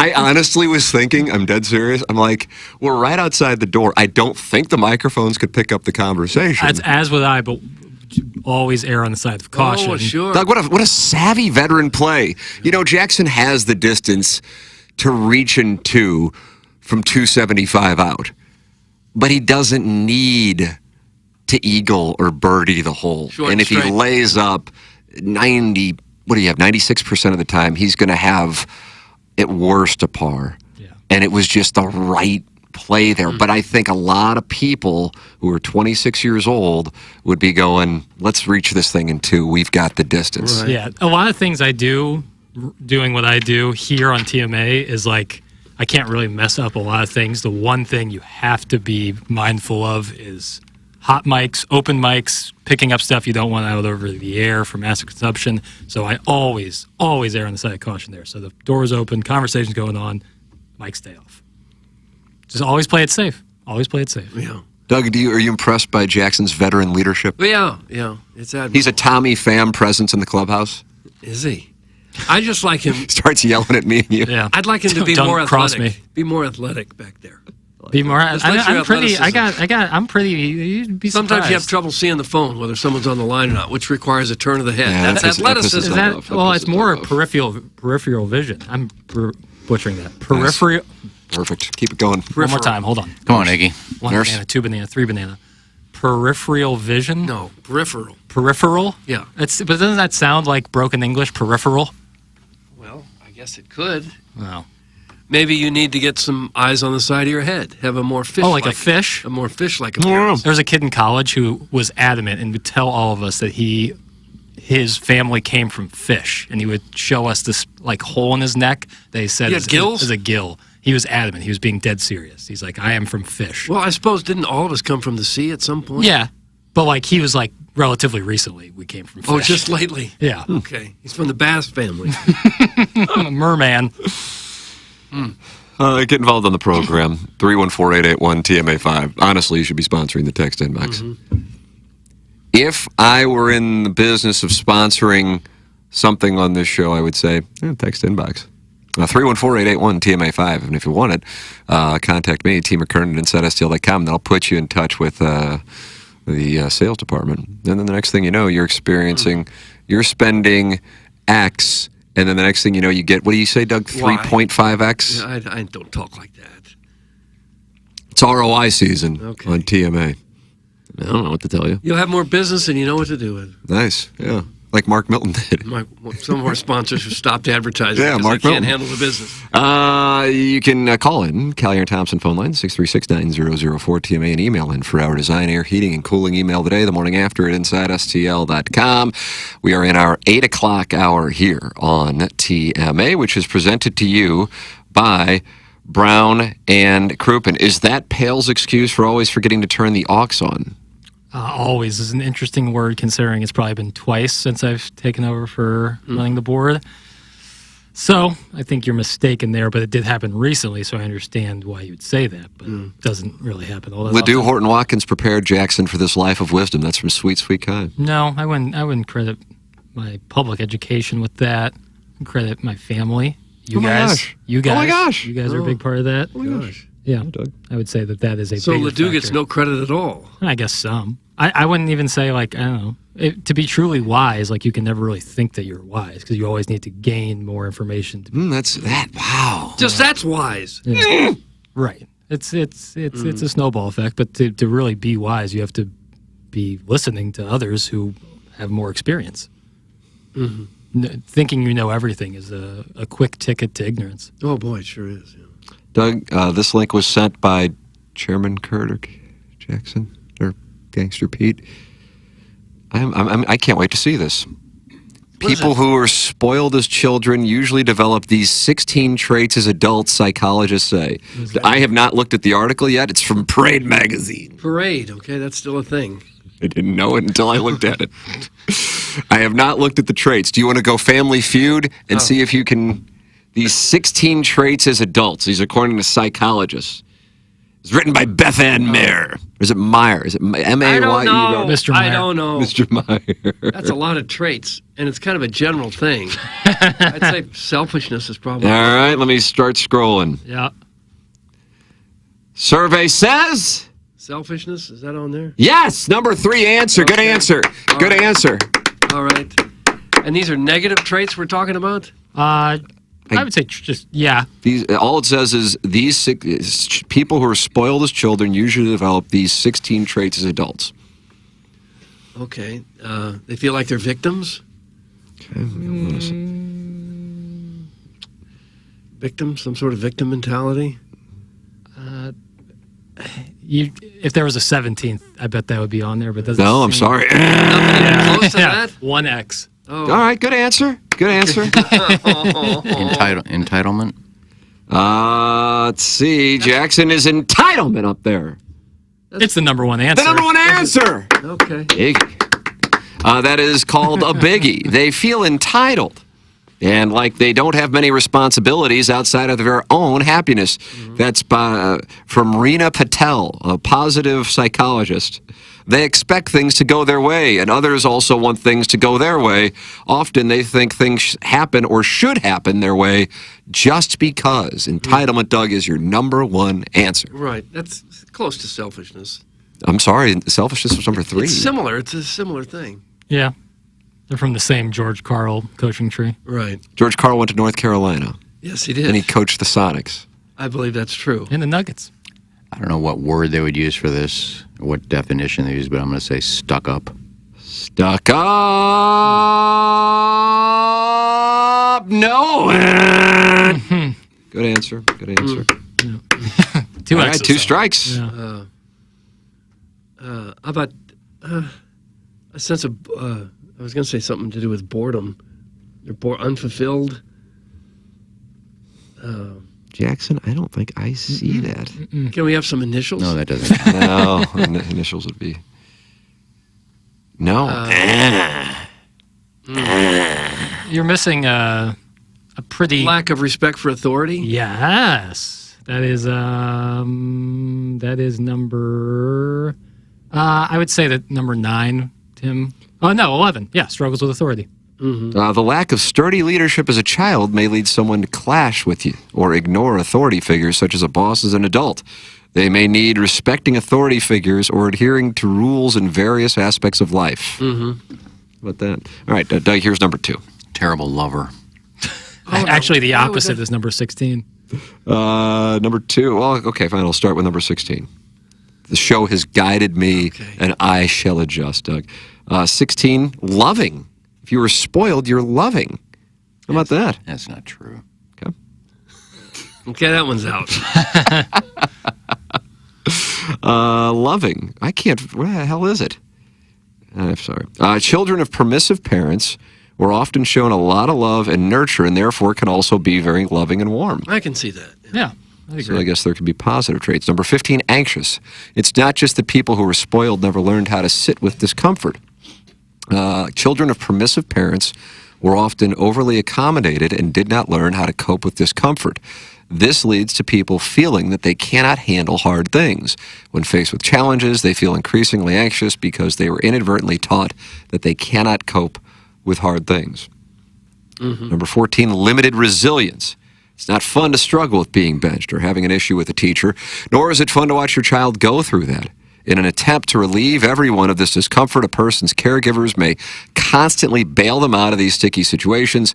The instant gratification may have been satisfying at the time, but it can pose problems in adulthood. Quote, without facing and overcoming challenges during childhood, they may struggle with adversity and find it hard to bounce back from setbacks. Difficulty sharing. Number 13, sharing can be challenging for children. It can also be challenging for adults who were spoiled during that period, which can make working together as part of a team a significant hurdle. Quote, they're not used to doing things for the greater good of the team. That's from Dr. Patel. Ignores the word no. That's number 12. Spoiled children are yesed all or most of the time, even if the initial response was no. Without experience hearing the word no and having it mean something, these individuals may not take it seriously as adults. Quote, they can be set in their ways and can be very upset when something does not go their way, when they are told they cannot do or have something, or that they are not correct. If you don't have a truck, a tat, and a kid by 20, you ain't nothing. Yeah, I agree with that. I firmly agree with that. Such a great job. Children, number 10 is demanding. Children who are spoiled often get what they want when they want it. They look for the same treatment in adulthood because the familiarity is soothing. Quote, children of permissive parents have learned that the best way to cope is by getting their needs met quickly and easily. This way of being impacts relationships and can lead to being overly demanding and controlling. However, the real world is not like that, not even with on-demand movies, ride-sharing services, and food delivery. Doug, Caller Buzz's food delivery business. Yeah. I'm a very obedient girl. Are you? I need a daddy to give me orders. Okay. Number 9, intolerance of differences or conflict. This person may have always been correct and gotten their way in childhood. The expectation that adulthood will be the same is high and very problematic. Quote, when one doesn't learn how to manage conflict and disagreement effectively, it is hard to maintain healthy relationships and social interaction and engagement. That's from Dr. Vaughn. Oh, you were interviewed. Oh, I was, yeah. But then one of the other ones was loving. Number 16 was loving. Yeah, well, that one kind of contradicts loving. Spoil me, Daddy. Oh. Right. Well, I can see loving. If you're an only child or one of two and your parents are always doting on you, I could see how you would. Yeah, but the one Tim just read contradicts being loving. That was your quote too, Yeah, Dr. Vaughn. that was you. You're all over the place. I don't see how that would contradict it. They're being correct and getting their way. I wouldn't say that that's necessarily anti-loving. No, I don't think it is either. Number 8, a lack of self-discipline, boundaries, service, structure, and permissive parenting lacks it. Quote, if structure, rules, and limits were not set or enforced enough in childhood, an adult might struggle with this. For example, maintaining a workout regimen, healthy eating, going to bed on time, and waking up on time may be hard to manage in adulthood. Can see that for sure. Impulsiveness is number 7. People considered spoiled in childhood often didn't learn the value of delayed gratification. Oh, so this is like pro-edging. The lack of structured decision-making experiences can result in making hasty choices without considering long-term consequences. Yeah, so that's a good point Tim just brought up. Is the edging thing? If you're really into edging, then that's kind of the litmus test if you're spoiled or not. Yeah. Yeah. You know, like if you can sustain 2 hours without release. Is that gooning? I think that becomes. So I asked my buddy, who's more into this stuff than I am. Who he goons? It's actually oatmeal. I asked him. He goons. Oatmeal goons. I said, "What's the difference between gooning and edging?" He goes, "Well, I think at a certain point you edge until you reach a point of gooning, and then, but either way, it ends in release." I forgot what gooning is. Gooning is edging to the point, I believe, where you start to be in a trance-like state because you've denied yourself the ability to, of course, release. And you're in a trance? Yeah, kind of like I don't want to say you're hallucinating by any means, but like you could be swayed. So you could just like walk outside and continue it. I believe that's made up. I don't think that happens. Gooning? But doesn't oatmeal goon all the time? I don't know about that, but edging certainly happens. People masturbating for 2 to 3 hours. Gooning probably not. Well, I think you reach. I think you reach a point of gooning. It's like nirvana at a certain point. Yeah, that's your goal. Is to masturbate yourself to nirvana. I don't buy it. Doug, just figure this out. You're gooning, and you become a trans. Oh, God Almighty. a trans-like state, and you just start walking through the house doing it, and you walk outside, and you just don't know where you're at, and you continue to do it, and you get arrested. You tell the cop, I was gooning. I had no control over where I go here. I'm gooning. Yeah, it does sound like an excuse for bad behavior. Well, I don't think it's like sleepwalking where like you like start doing things without your own autonomy. Like you're just like you're in a trance-like state. But I wouldn't necessarily say it's like sleepwalking. I don't know. I've never done it. I don't should we goon together? I don't think hardly anyone ever has. I think it's a made-up term for Man, somebody. Oatmeal's going to call in 636-9004. You're making stuff up. That would be You're a moment. victim. That would be really funny. He's a funny guy. Anybody's got big nipples? Huge. Big old nipples. Is he self-conscious about it, or is it like you guys all want to milk him? Like Sewerland? He's in really good shape, so like when he takes his shirt off, it's with confidence. It would be an areola, not a nipple. Right, Iggy's correct. The actual nipple itself is probably pretty like normal sized, normal being relative, but the areola is large. Takes up a big part of his pec. But he's got defined pec, so he'll be all right. Like pepperonis. Yeah. This is interesting. In the YouTube chat, MD2020 says, I edge from 7 to 10 watching you all on YouTube. By the time balloon party starts, I'm fully gooned. No, yeah, that's kind of he's gooning during balloon party. That's kind of like the maybe we call it goon party. The blueprint. That's kind of the blueprint right there. Is like 3 hours of edging might lead to a goon sesh. Yeah, I'm not buying it. That's a long time to edge. My dad was a cuck and fluffed for my mom's lovers. What should I expect my situation with my lover to be? That's some Starfish Street. Well, I'm going to shoot an email to Parade Magazine, see if they can get these collection of psychologists together again for Dr. Vaughn. Number 6, inability to regulate emotions. Listening to a child cry, whine, or complain can be challenging for parents. However, sometimes it's necessary for the child's benefit. Dr. Vaughn, again. Boy, you gave him some time. Giving to a child every time they cry teaches them that is what to do to get what they want. However, the rest of the world will not respond to them that way. They will be in for a rude awakening once facing the real world as an adult. Number 5, poor communication skills. Spoiled children are often raised to think the sun and moon rise and fall with their needs and wants. It can impact communication. If a child was not taught effective communication skills, did not pay attention, or consider how they say things might negatively impact others, they grow up to be rude adults with no care or consideration for how they make others feel. Dr. Vaughn explains. But they're loving. Lack of empathy. Number 4, this one is often a result of a selfish attitude among various other long-term pitfalls of spoiling a child discussed below. Quote, when you don't know how to communicate and you haven't been challenged to deal with conflict, you lack the ability to try to understand things from someone else's perspective, Dr. Vaughn says. I think that's a big one right there, is the lack of empathy. Number 3, selfish, as we said. Number 2 is dependency on others. Spoiling a child can delay independence. Quote, they might rely heavily on others for emotional support or assistance. Needing more independence and self-reliance typically develop through responsible decision-making and problem-solving. And then at the outset, number 1 was entitlement.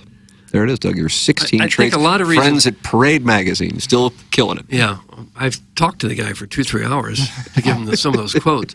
I think a lot of the reasons we see more of those traits in younger people today has to do with the fact that families aren't as large as they used to be.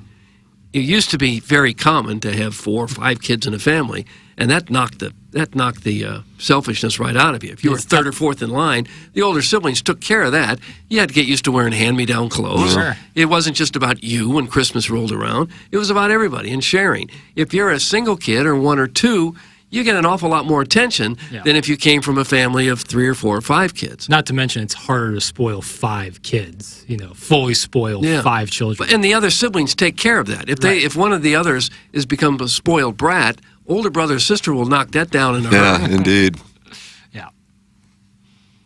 Yeah, makes sense. But a lot of that is economic based. People can't afford to have 5 kids anymore. Right. And when you only have 1 or have 2, you tend to just dote all over them all the time. So this probably should have said, I would think when you're talking about being spoiled, it's usually a single person, a family with 1 kid. Yeah, that'd be more common. And that kid is spoiled. Yeah. Doesn't always happen, but that's probably the more likely case. Unless, I suppose if you were filthy rich and you got every little thing you wanted because your parents were terribly rich, you might still be able to pull it off. Yeah, that's probably what they're talking about. It's very rarely do you have 4 or 5 kids and 1 kid is spoiled and why the other 4 weren't. Right. Sometimes the youngest might get that. Yeah. No, I mean, my little sister Kelly, she probably got more attention because they had her at a later age. So a lot of us were in our teens when my sister was born. So we all doted on her. And, she went to... did she go to Ursuline, I think? Doug, did she go to... I don't know where she went. It's your sister. I'll tell Maddie that. I think she went to Ursuline. We were asked, do you want to go to private Catholic school? And we went, no, I want to go to Brentwood. But she was kind of spoiled. She, my mom and dad always got her clothes when she needed clothes for something. And not that we didn't, but just being the little one of the family, she seemed to be doted on more than anybody else. Birth order has a lot to do with how you develop and what your characteristics is going to be like. It's very important, birth order. What are you, the middle or youngest? Youngest. I'm also the youngest. You have 1 brother? Brother and a sister. No. I'm the oldest. Yeah. What are you? Middle, I guess? Oldest boy, 2 older sisters. And I'm the oldest boy. Kendall Roy. Yeah, how about that? Mm-hmm. My dad had 9 siblings. Is that right? Jeez. So I'm sure there wasn't much room for selfishness there. Would you have and they didn't have a whole lot of money either. So you have like 30 cousins? Yeah, a lot. One of them just died this week. He was one of the UFC officials. Oh, really? For a lot of big bouts. Wow. Is that right? Really? Yeah. That's unbelievable. Yeah. Really? Wearing the black gloves? Yeah. I really hadn't been around him for years and years. I just knew. I was watching TV on a fight one night, and they said, and the official 3rd man in the ring, Troy Wall. I said, Troy? Really? That's him. That was his name, Troy Wall, yeah. Passed away this week. He'd done a lot of the big fights. What about that? That's it. Rest in peace, obviously. Yes. My condolences. Yeah, but brain cancer. Oh, brutal. Yeah, a lot of cousins that I didn't really know very well at all because we moved away from them. Yeah. Guys, this happens a lot when mom has children young, divorces, remarries, and then has children again in her late 20s. The younger children are more spoiled because parents are more financially secure by then. That's from the 636. Yeah, that could be also. Is the Rawlings mitt saying sporled? That's from the Concord Caulk. Iggy, there's a few texts about you saying sporled. I think I said spoiled. I don't know. Just you guys hear what you want to hear. Go ahead, put it on the autograph thread. Doug put it on the autograph thread. I'm sure that's still going on that piece of crap page. Damn. Oh, come on now. Damn. Come on. The only person on the show who's active on that page is Chairman Kurt. Sam Page. Right. Sam Page gets on there quite a bit. Sam Page is on the fan page. Sam Page. Sam Page. I must not have much written about me lately because I haven't had any. No screenshot bandits are done? Maybe they just shut down business. Could be. No screenshot bandits for a few months. Doug, is it true that the younger brother of two brothers is always sexually attracted to the older one? No. That's what my life coach told me is No. pretty normal. I'm fine. That's from the Shrewsbury Seat Sniffer. It's not true. How's the life coach business going for folks? Like, what entails a life coach, and how's that different from a therapist? Wow. I don't know. Mentor. I've seen people with that, though, claiming that that's their job. A life coach? Yeah, they're just going to tell everyone how to live, I guess. Yeah, I bet they're on TikTok. I think a life coach is a therapist without certification. Okay. I just kind of like to scroll through TikTok, and guys who work out a lot scream at me about not making, $10 million by the time I was 30. Yeah. If you don't have an 8-pack, you can't work at my company. Is that what they say? And There's a guy on there. You have an That people algorithm. know. People out there. Really? People out there probably know who I'm talking about. There's Who a are you guy talking about? Who will not allow people to work at his company unless they have a 6-pack. You got to raise your shirt to work there? There's people out there. They know. People out there, they know. Not local. No. And his thinking is, if you're not a hard worker, you're not going to work. That's the and idea. fit It's in like here. if you can't have the self-discipline to have abs like that, then you don't belong. Is in the that company. right? Good luck in this country finding enough people with abs to work at your business, unless you're just looking to hire one or two. I'm not aware of that. How many people would get jobs at this radio station? How many people currently here would keep their jobs if you had to have an 8-pack? I think he said 6-pack. No, I'm not going to critique my coworkers. The looks of them. You're not going to? It's big. Okay. No, it's not right. I just wonder if anyone here has a 6-pack. I haven't seen anybody's stomachs. No, I haven't either.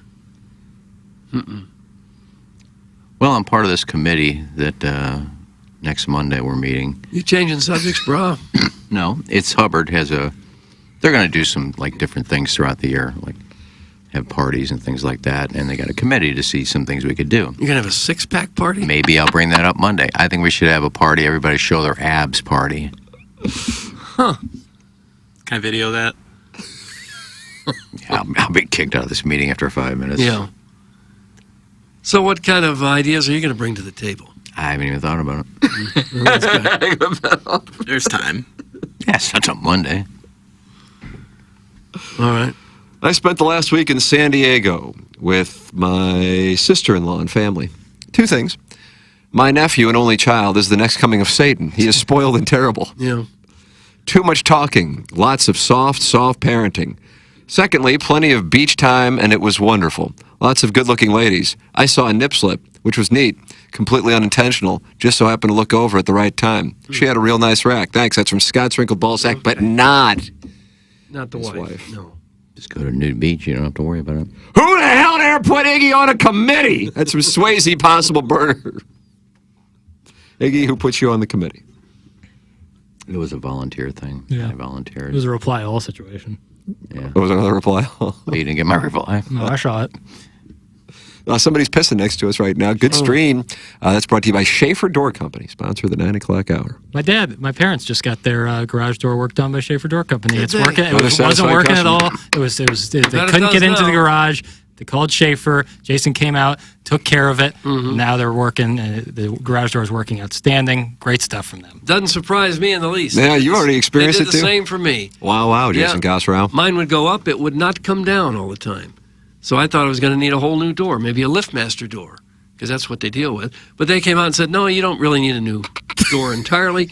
Just a little fix here and there, and I'm just as good as new. You might want to call them. Yeah. Here's a number. Write it down. 636-782-3608. They do all kinds of garage doors for service and new installs. LiftMaster garage door openers are strong, quiet, and versatile. It's what you ought to get if you don't have one now. They got that Monday morning standby service. It seems that most garage doors, when they go on the weekend, and you get up on Monday morning, and I can't get out of the garage. What do I do? I'll tell you what you do. You call Schaefer Door. And that's the name you need to know. If something goes wrong with your door, you need to think, Schaefer Door. What's the number? Well, I don't remember the number. What's the website? SchaeferDoor.com. Yep. How do I spell Schaefer? SCHAEFER. Door, you're on your own. If you can't spell door, you don't deserve to have a garage door. I agree with you on that. SchaeferDoor.com. Call or text 636-782-3608. They'll take great care of you, as they did for me and for Jackson's parents. Transform your story. Master partner. At Illinois Recovery Center. At Illinois Recovery Center, the team believes in the strength of every individual's journey to recovery. Whether you're taking the first step or continuing your path, the IRC's dedicated team is here to support you. Why choose Illinois Recovery Center? A holistic healing approach, expert care and guidance, safe and welcoming environment, tailored programs for lasting recovery, and top-notch facility and accommodation. Discover the path to lasting recovery and renewal at Illinois Recovery Center, where compassionate support meets personalized care for your unique journey. If you or someone you know wants more information about the Illinois Recovery Center, please call 888-472-9559 or visit IllinoisRecoveryCenter.com. The IRC builds the unwavering determination to thrive beyond the shadows of the past. Be sure, there's a little dress emoji. Be sure to gift John and Marty a couple of ethnocentric Tasmanian devil nightgowns for that important committee meeting you're attending. That's from Jim Lemon. I'm CCing my boss so he knows what I'm working on. Jim Lemon is active today. Jim Lemon. Is he a new guy? No idea, Jim Lemon, Doug, but he's bringing the heat. He's bringing heat. He's a heat bringer. Maybe I bring up my idea about one day I'll cook lunch for everybody back. I'll do my Caesar salad and make some fettuccine for everybody in the kitchen. Would you do that? Not really a stove in there. No, I just need a hot plate. Hot plate? Who cooks on a hot plate? Can I video that too? Sure. There's a microwave. You can do almost anything in a microwave. It's a hot plate. It's what we use when I did tableside service. It's just like a little round thing that has a Bunsen burner. Kind of like that. It has a butane on it. You're gonna those cook little lunch things. with a Bunsen burner? Those little things that.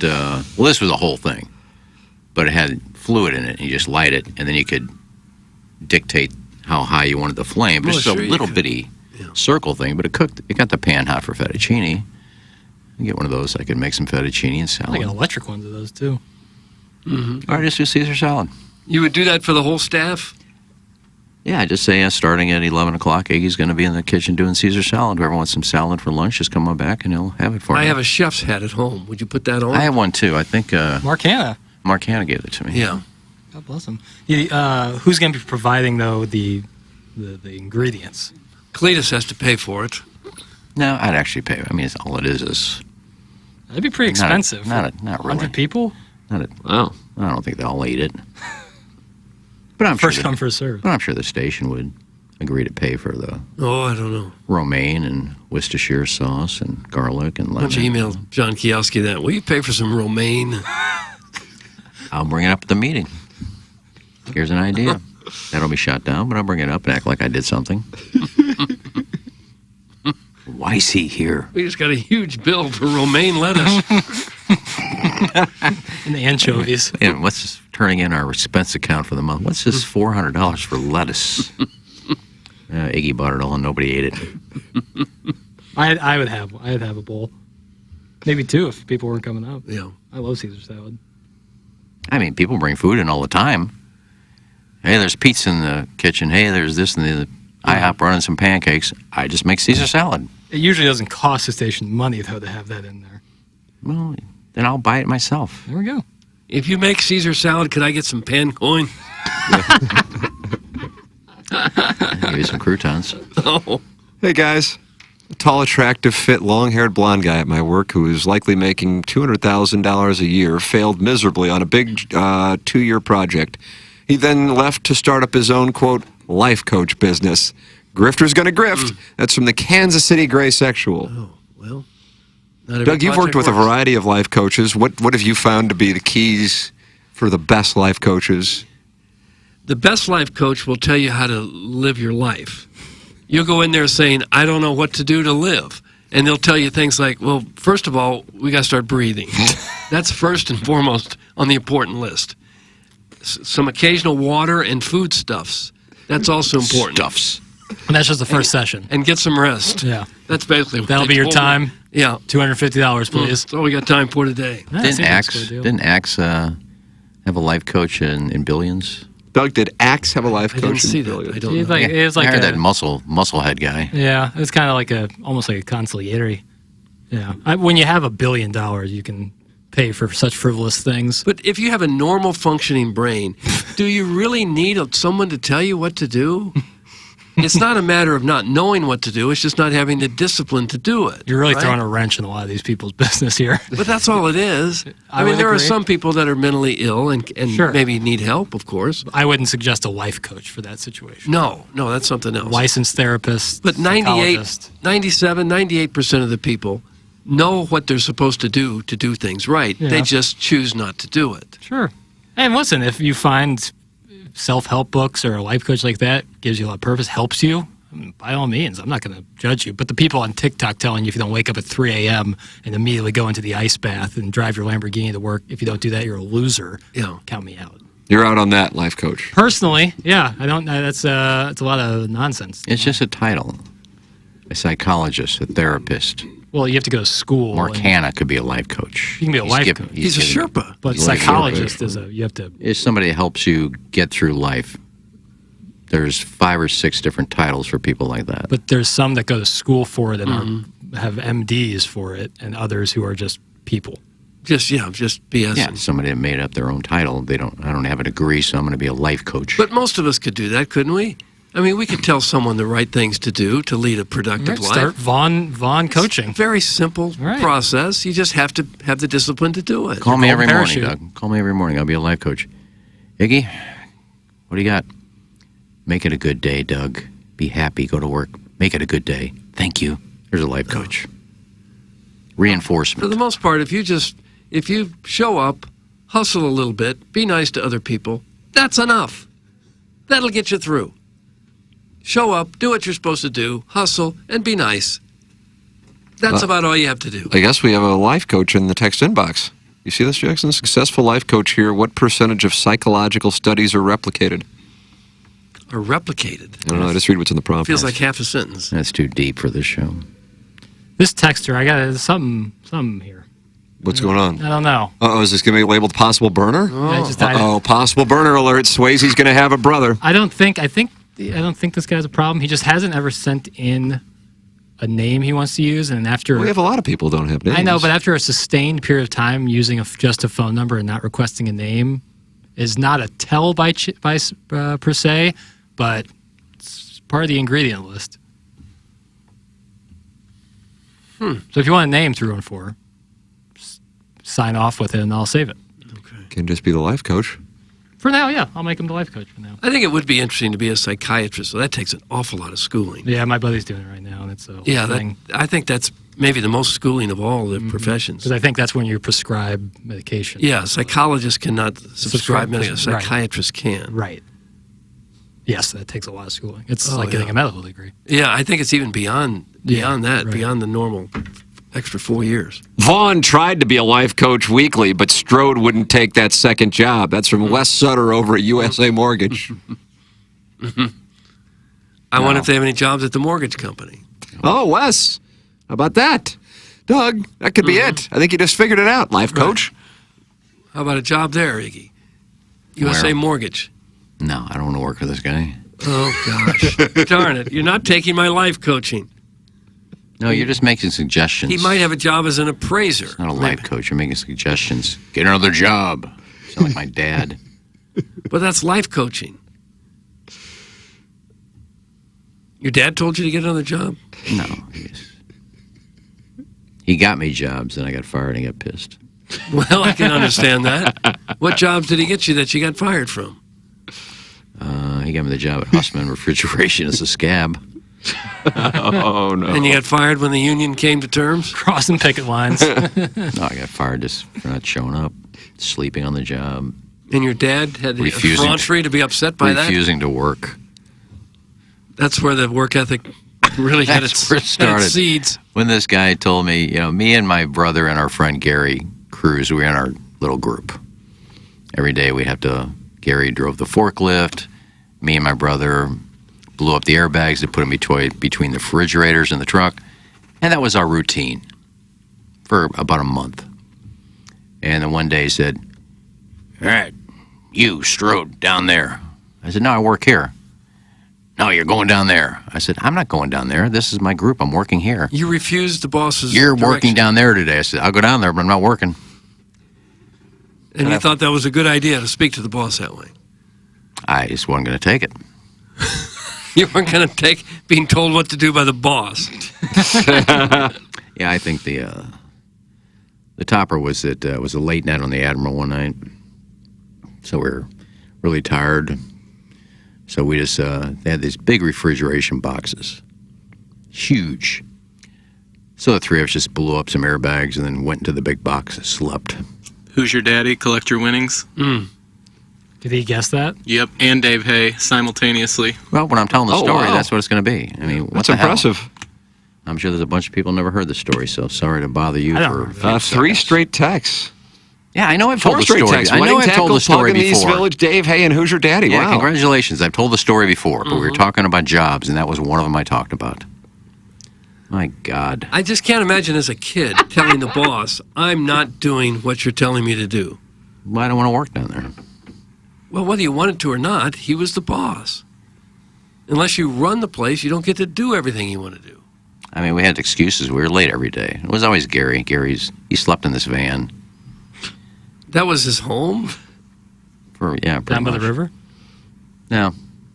He slept in front of, well, he was staying at this house, a friend of his, but there's only one bedroom, so he slept in the van. So that was your role model for your work ethic. And there's days he would not pick us up. We'd have to get up and walk over there, and he'd be sleeping in the van, so he'd be late. But we make up excuses. One day I said, no, what's your excuse today? I said, well, I know you told us last week we can't wear tennis shoes.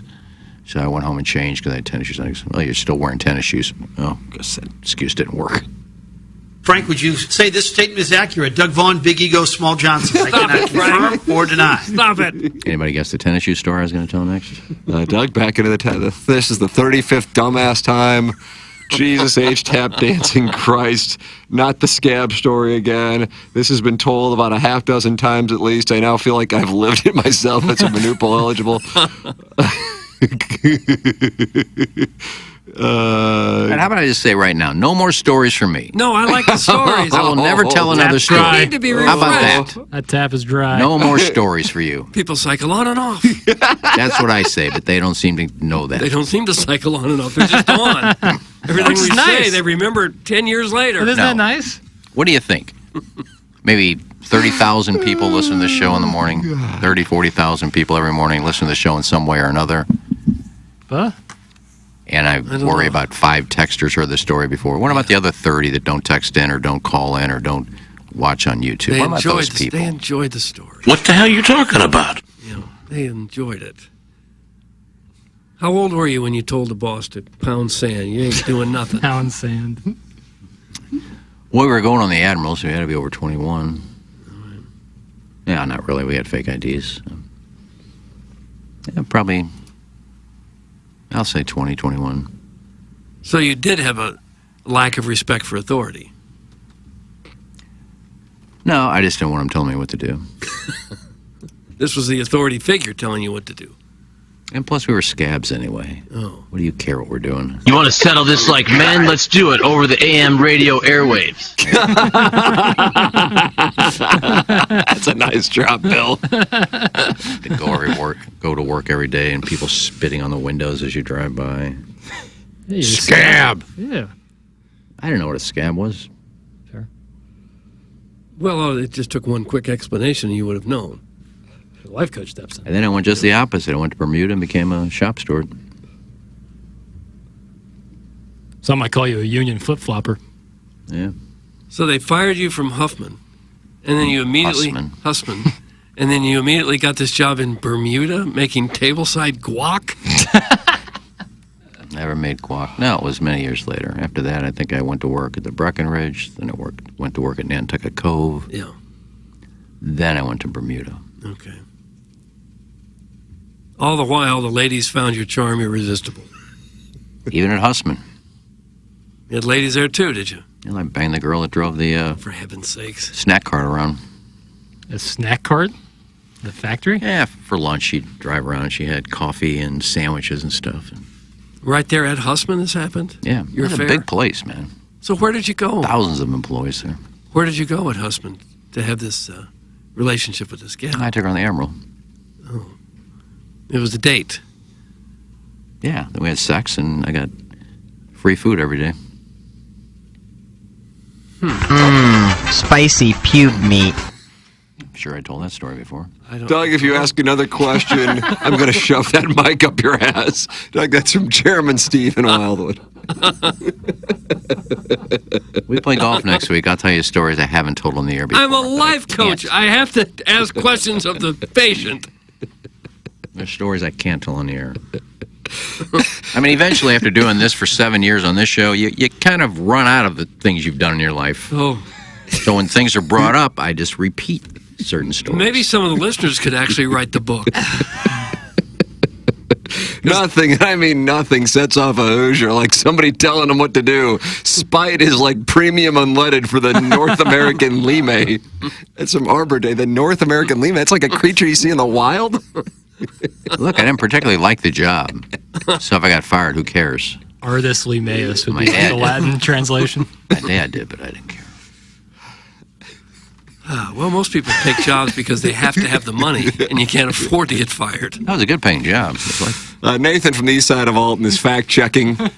Why did this old man have to be 21 years old to get into the Admiral? That would have been 40-plus years ago, and the Admiral wasn't a casino at that time. The story is made up. Nathan from the east side of Alton. Well, the Admiral wasn't a casino, dumbass. No, it wasn't. It was a place you go and dance and drink and... Yeah, they sold alcohol there. Yes. So, next. Oh, boy. Anything else you want to talk about? Okay. It was a pleasure boat. It was. But, I mean, I don't, you didn't necessarily have to be 21. You could sneak on there. Fake IDs were very easy to get. I remember we go to Florida for spring break, and some guy would just take a picture of you and put an ID together, say Fort Lauderdale Strode and your age, and you get into bars in St. Louis with that. Mm-hmm. Didn't look like a license. It used to be the Admiral was a boat for families to take riverboat cruises up and down the Mississippi. And they'd have they had arcade and games and everything down there. And then it evolved into this nightclub. Yeah, where there were 3 floors. They had 3 different bands, 3 different genres of music. You know, Bob Cuban used to play there. And the Inman. Then they have a rock band. Then they have maybe some other kind of band, a pop band on top. There were 3 different decks, and each deck had a different band on it. Didn't matter what deck I went on. I got thrown in the brig most of the time. Because you were a maverick. They couldn't tame you. Here comes the brig story again. Buzz already texted that in about 2 Buzz, minutes you in ago. that one? Yeah, here's a guy that tells the same story every day, and you're You were worried about my a stories. bucking bronco, and no one was going to put a saddle on you. No, I was just kind of wild. I bucked authority, and I wasn't spoiled as a child. So where did this come from? Where did this hatred of authority come from? It wasn't hatred. Lack of respect. Well, I didn't appreciate it. I didn't really think their job was that important. You didn't think their job was that important. No, to be telling me what to do.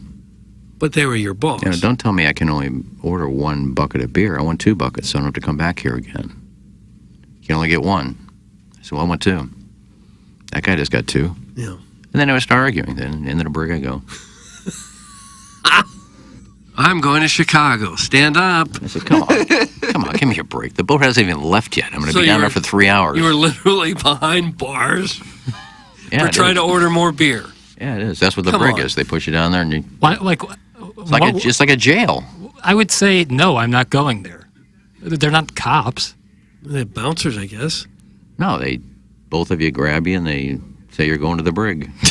So you pay to go, like, this is almost borderline cucking. You tried to order more drinks and said, that's it, you're going to prison. You're not going to get any more trouble while we're on the water, so you're going down there until we land. I said, you haven't even left yet. Let me out. Nope. I know you like water sports. I can see the rest of the boat having this wonderful party, and you sitting there in jail, just listening to it. I can hear him. Because you try to order a drink. I can hear him. Clinking against the bars. I can hear him up there dancing. It's like 150 degrees down there, too. With there other inmates in there, and you say, hey, pal, what are you in for? At some point, yeah. I mean, when you get thrown in before the boat even leaves, you're the first one there. Mm-hmm. But as the night goes on, you get more people in there. You kind of sound like the whiny bitch. The drunk, the night goes on, people get drunk, they get thrown in the brig. Yeah. Well, I'm sorry they did that to you. Yeah, it's a learning experience. Mm-hmm. You did not have that coming. Here they are selling the product. You say you'd like some of the product. That's it. You're going to jail. Yeah. I just want more of your product. And then when they wouldn't sell it to me, I just go steal a bottle off somebody's table, and I get caught for that in the brig. Yeah. Good times. Great times were had by all. Send your emails in. Design, Air, Heating, and Cooling email today, the morning after at InsideSTL.com. Schaefer Door Company, 9 o'clock hour coming your way, and then we will have Balloon Party on 101 ESPN. Jackson, what do you have prepared for Doug for Balloon Party today? What do you got? Today I have Strike While the Piddles is Hot. What does that mean? I got a bunch of questions. So in lieu of a big macro Cardinal question, I have a bunch of smaller hypothetical Odyssey questions. Hypothetical Odyssey. Hypothetical Doug, can Odyssey. you even imagine? Yeah. What's the Odyssey? The Odyssey is answering the hypotheticals.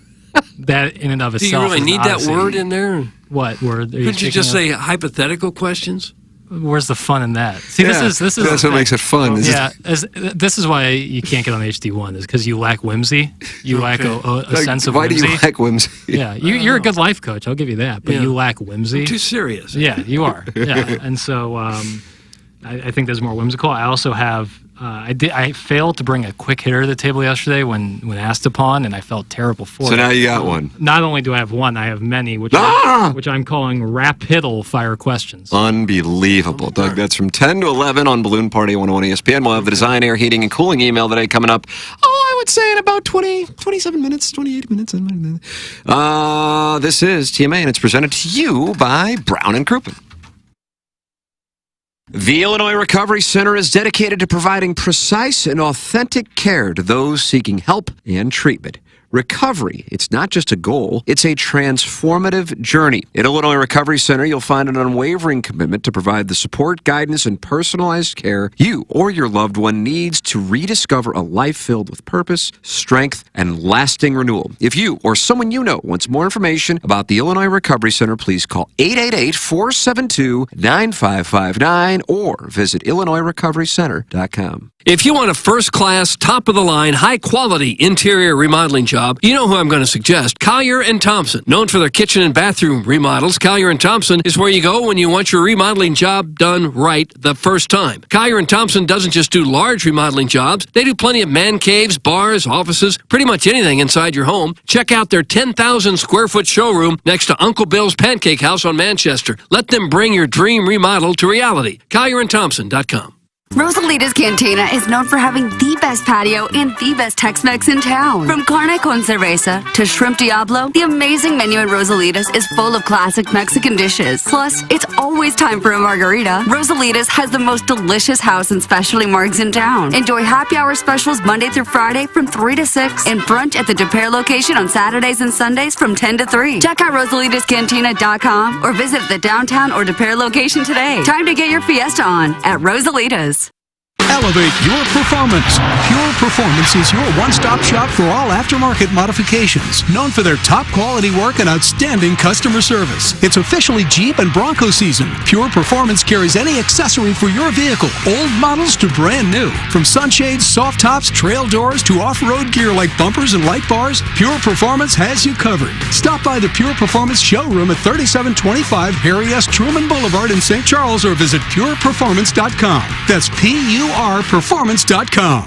Hey, this is Tim McKernan, and I am here with Seth Goldcamp of Design Air Heating and Cooling, and I have been a long-time Design Air client. What separates you guys from everybody else? It's becoming more common for companies to just get their foot in the door. They try to come up with different ways to upsell. They try to see how much they can make off of a customer as opposed to, hey, we're in there to do a service. We're going to do it well. We're going to do it for a fair price. I don't know how many emails I have received from our listeners who experience the incredible customer service Design Air Heating and Cooling provides. It's Design Air Heating and Cooling, online at designairservice.com. Hey, this is Tim McKernan, and I am here right now with James Carlton of the Carlton State Farm Insurance Agency. I made the switch to start working with you, James. It couldn't have been easier to make that switch to start saving money. Well, I appreciate that, Tim, and we appreciate your business. Yeah, this is the time to save money. My goodness, we're all feeling it at the grocery store, at the gas pump, etc. So if you've noticed that your insurance rate has gone up, I want to stress how easy it is to get a proposal from us by going online at carltoninsurance.net. Carlton State Farm Insurance Agency, online at carltoninsurance.net. When we think of a real estate agent, we think of somebody simply selling our home or finding us a new one. I mean, they're all the same, right? Okay, here's the comps. We'll take some pics, we'll post them, and I'll get back to you, okay? A home is life-changing, and your real estate agent should reflect that. Honesty, integrity, and someone who will go above and beyond to make your dreams come true. The Jeff Lotman Group with Compass Realty. We're different because you're different. We want what you want. Experience the difference today at jefflotman.com, bringing people and properties together. I'm a pretty great multitasker. I can wash dishes and do laundry. I can roller skate while walking my dog.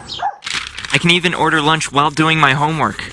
But I can't use my phone while driving. A distracted driver is one of the leading causes of death in the United States. So when it comes to driving, please, don't be a multitasker. Don't drive distracted. A message brought to you by the National Highway Traffic Safety Administration, Project Yellow Light, and the Ad Council. Stupiracy, the podcast where stupidity meets history and conspiracy. You gotta question these things. With hosts Scott Rizzuto and Tim McKernan. I'm here to learn, everybody! Check out the latest episode, available now. As Riz and Tim dive into the surprising and fascinating history of the middle finger. What's that supposed to mean? From ancient Greece to modern day controversies, discover how this gesture became a powerful symbol of defiance. Don't insult me, okay? Presented by Evergreen Wealth Strategies. Visit evergreenstl.com or call Mark at 314-889-0503. And by Brown & Crouppen, 222-2222 or getbc.com. Want to take on some legends of TMA? Sound the same to someone who gives a damn about the best fans in baseball! Tired of The it! show's so great. Will there be a little speaker system out behind the dumpster, so in case you're servicing me, I'll be able to hear my name? Then nominate yourself to be this month's TMA Listener of the Month. And if you win, you'll get recognition and other stuff. Sometimes all you have to do to win the prize is be a female. All it takes is one fake girl to just throw this show completely off course. Give us your name, a photo, and other pertinent information at tmastl.com. The TMA Listener of the Month Club, quenched by Milagro Tequila. Welcome to a brighter side of tequila with Milagro. Find out more at tmastl.com. KPNT-FM HD2, Collinsville, St. Louis. This is TMA All Day. 105.7 HD2. It's the Brown & Crouppen Morning After.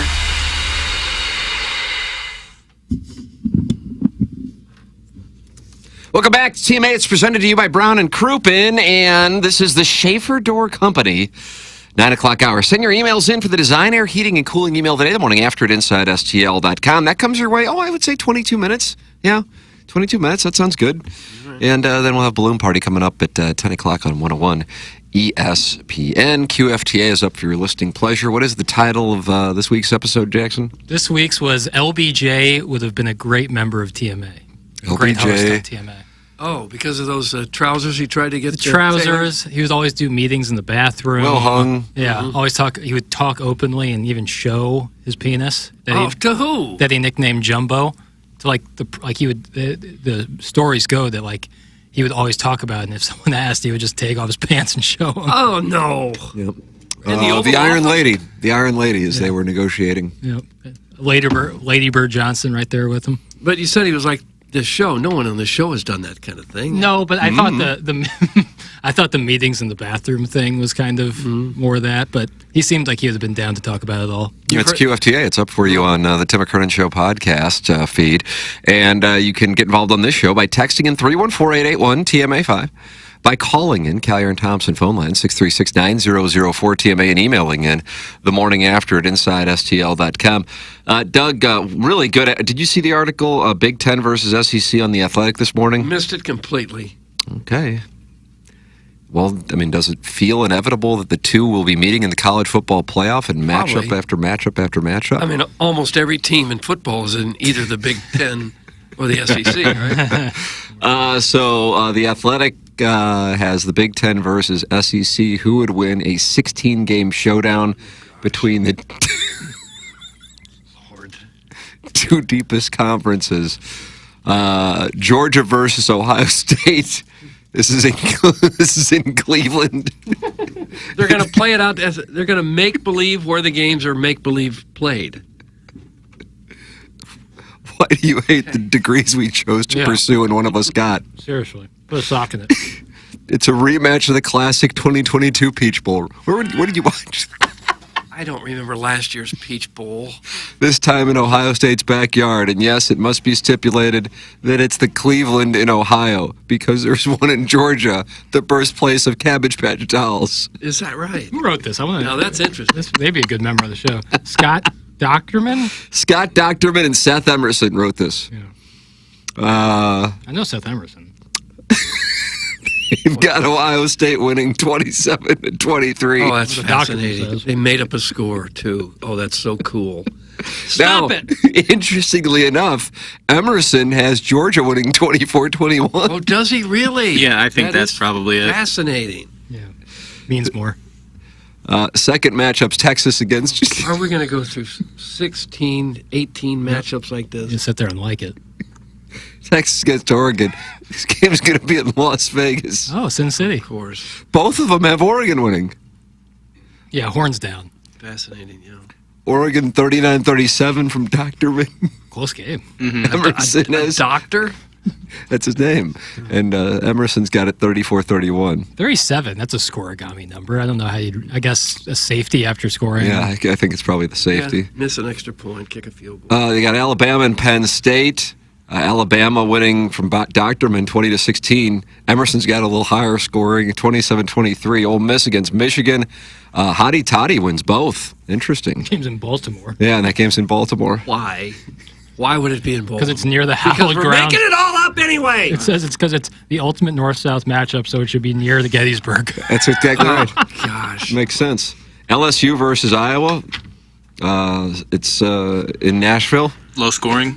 Yeah, 13-9. Yeah. I mean, Iowa losing in that one, and then LSU 20-10 by Emerson. But this is the one, Doug, that you're interested in. Missouri against USC. When is the last time the Tigers took on the Men of Troy? 70s? I don't probably. Well, this one's going to be played at SoFi Stadium, so that's going to be big because we're going to be in Steamer's building. Yeah, they got the home field.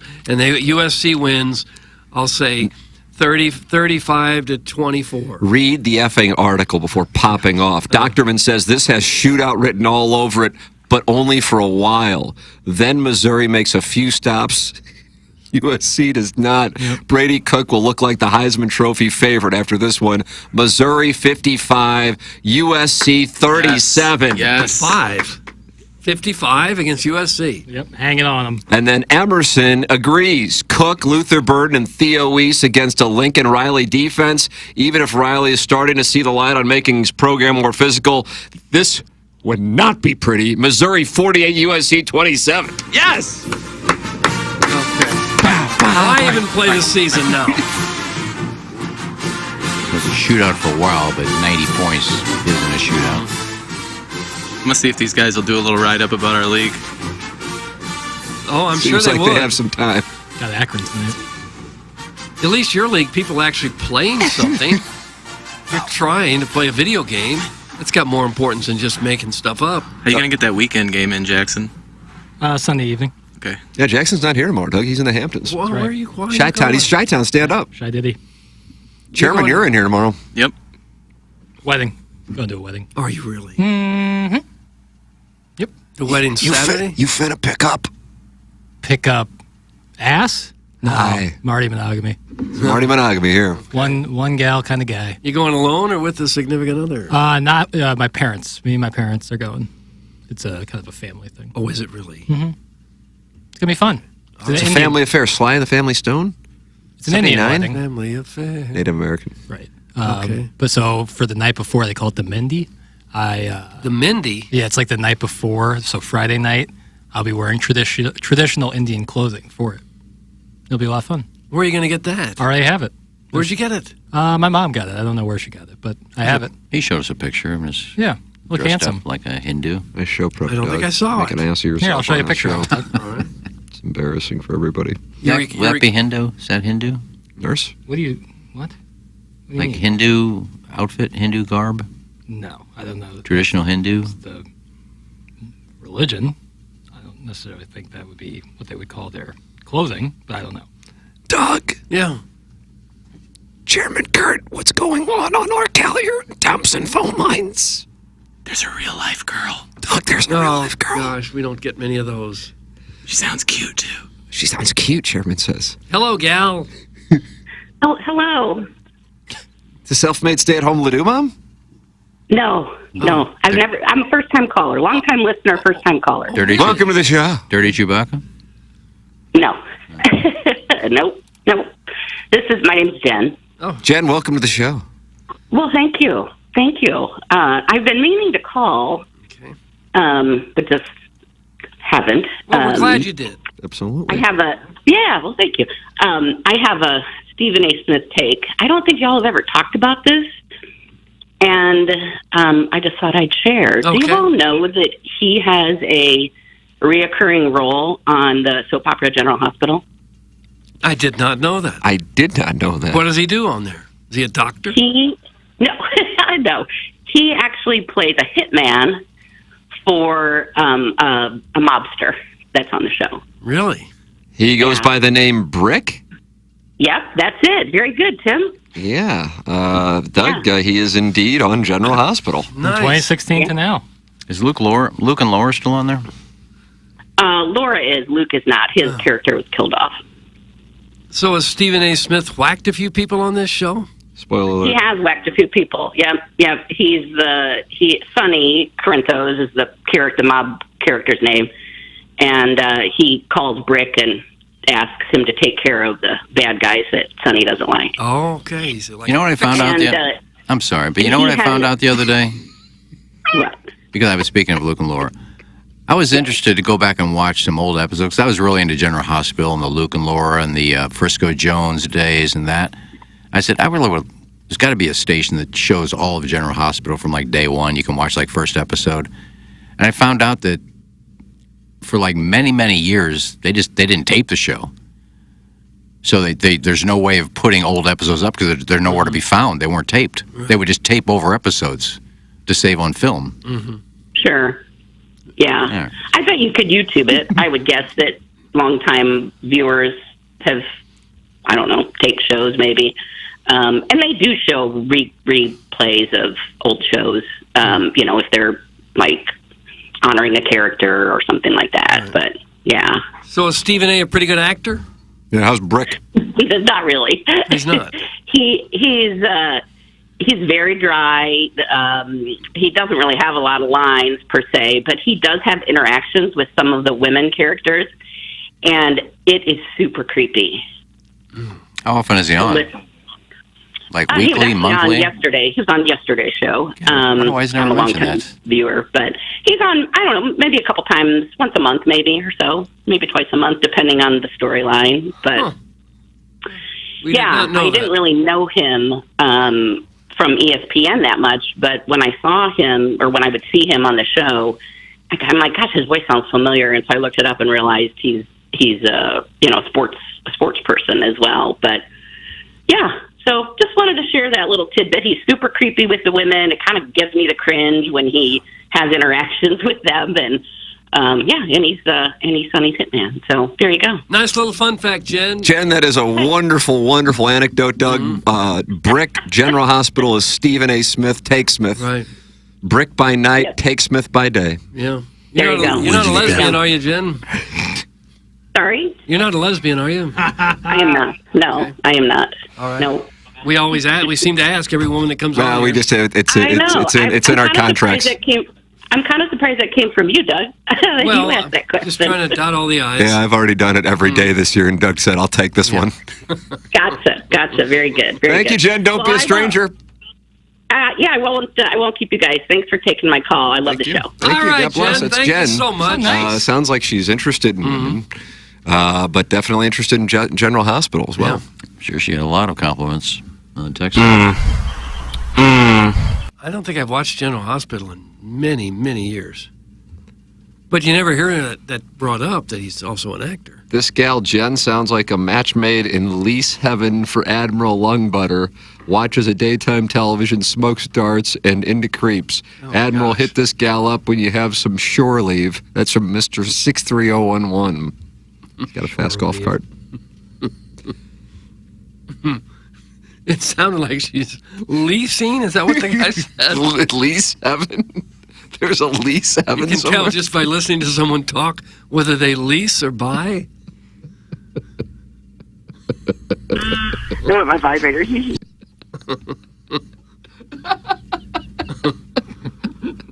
Oh. First time a real life girl actually calls into the show, and of course the crusty cicada has to interrupt her.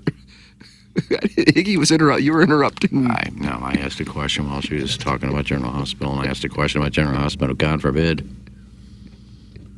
And you talked about the history of it not being recorded, watching old episodes. Yeah, because I like to watch. Cherry bomb, smoke bombs with your moms. I'm trying to read this article where a Paraguayan swimmer got kicked out of the village for inappropriate behavior, and they never say what the inappropriate was. Okay, sorry.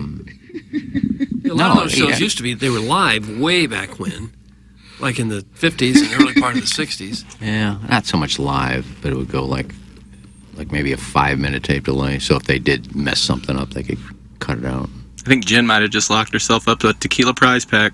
I think she might be the listener of the month, brought to you by Milagro Tequila. Early front runner. I would guarantee she has no idea how to register. Why? You can't guarantee that. Jen, go register at tmstl.com. We don't know for sure that she leases. 90 seconds. Larry Thornton says that there are a lot of sportscasters who have done some moonlighting on television shows. He says Malcolm Briggs was the original Uncle Jesse on Dukes of Hazzard. Is that correct? It's not right. That's not right. It's a good idea.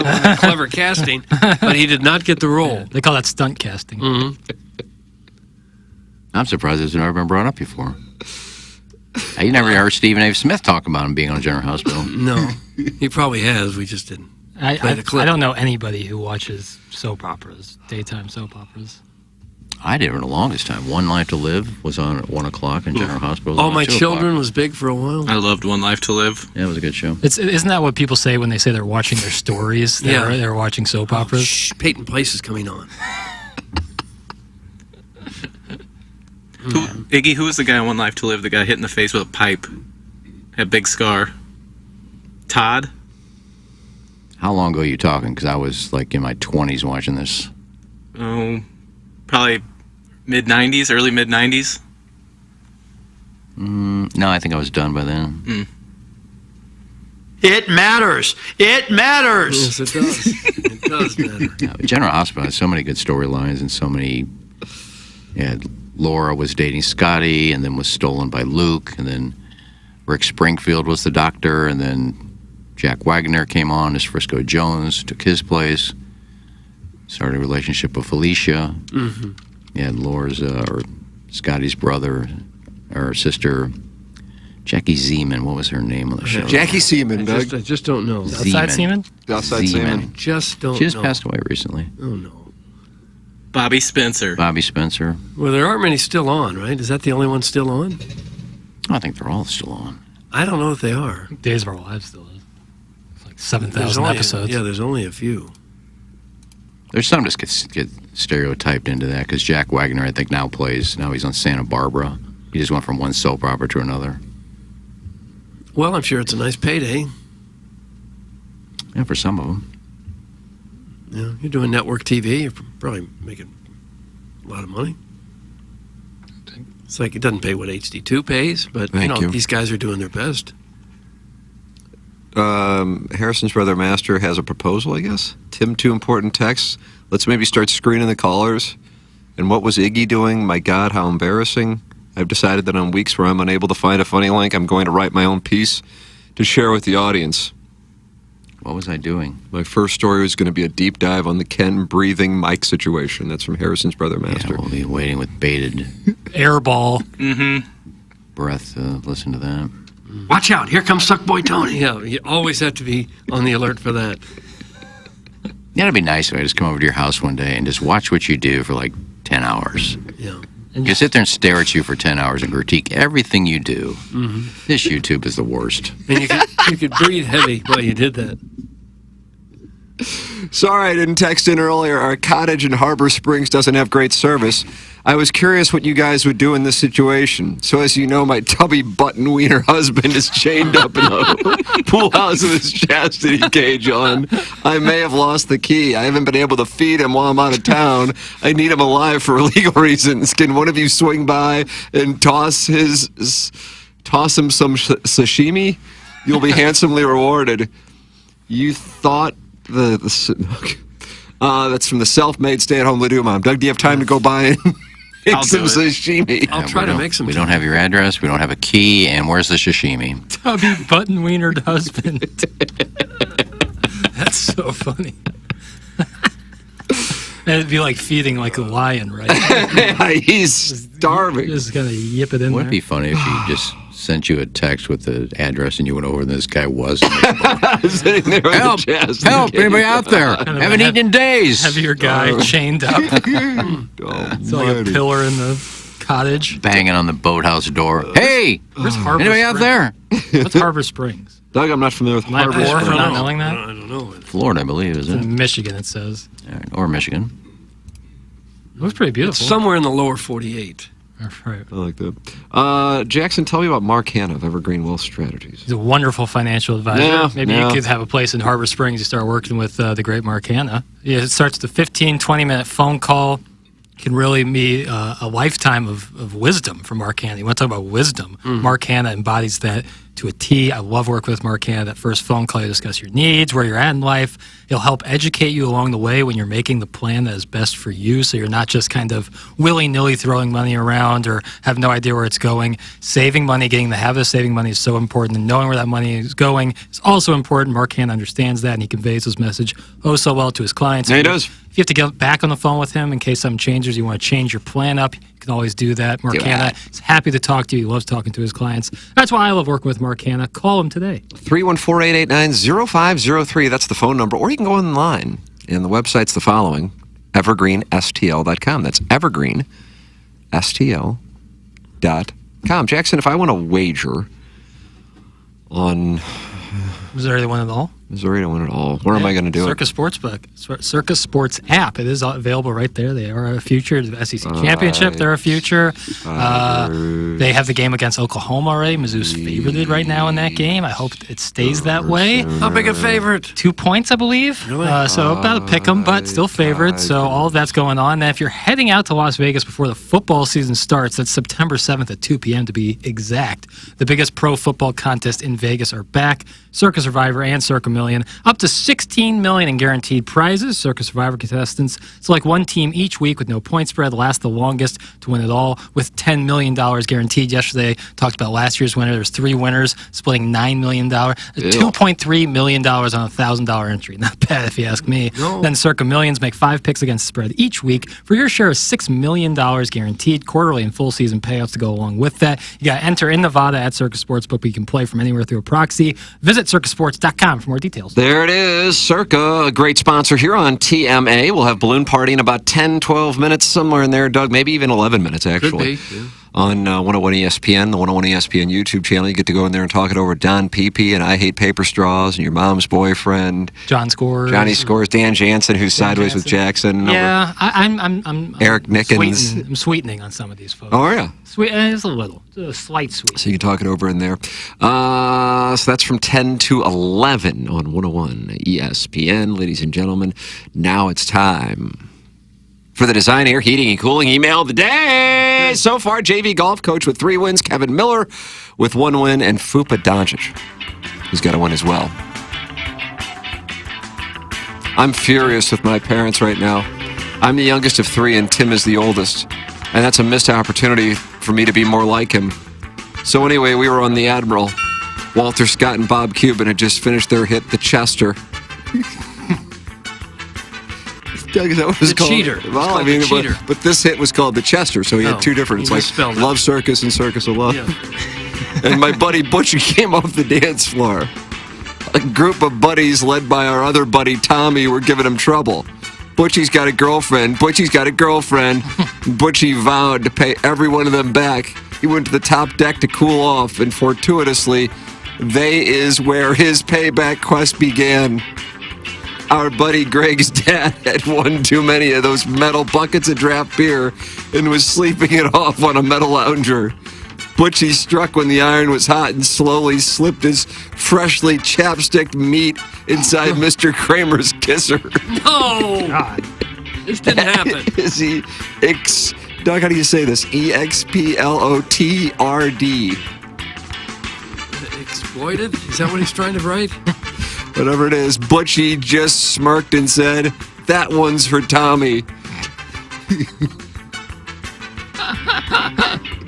That's from Tara, and her last name is Digov. Tara Digov.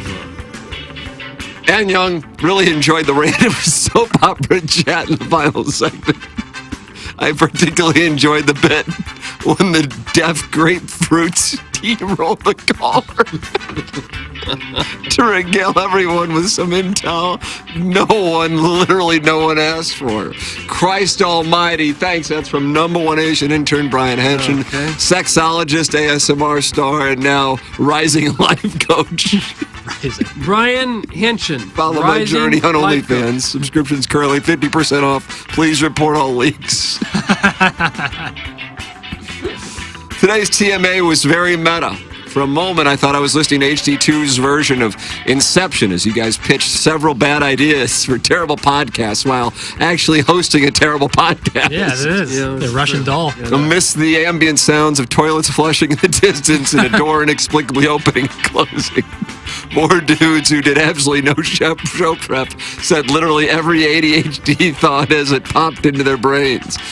TMA is so offensively bad that it actually gets Uber drivers suspended for the unthinkable crime of forcing strangers to listen to you guys blabber on about the difference between gooning and edging.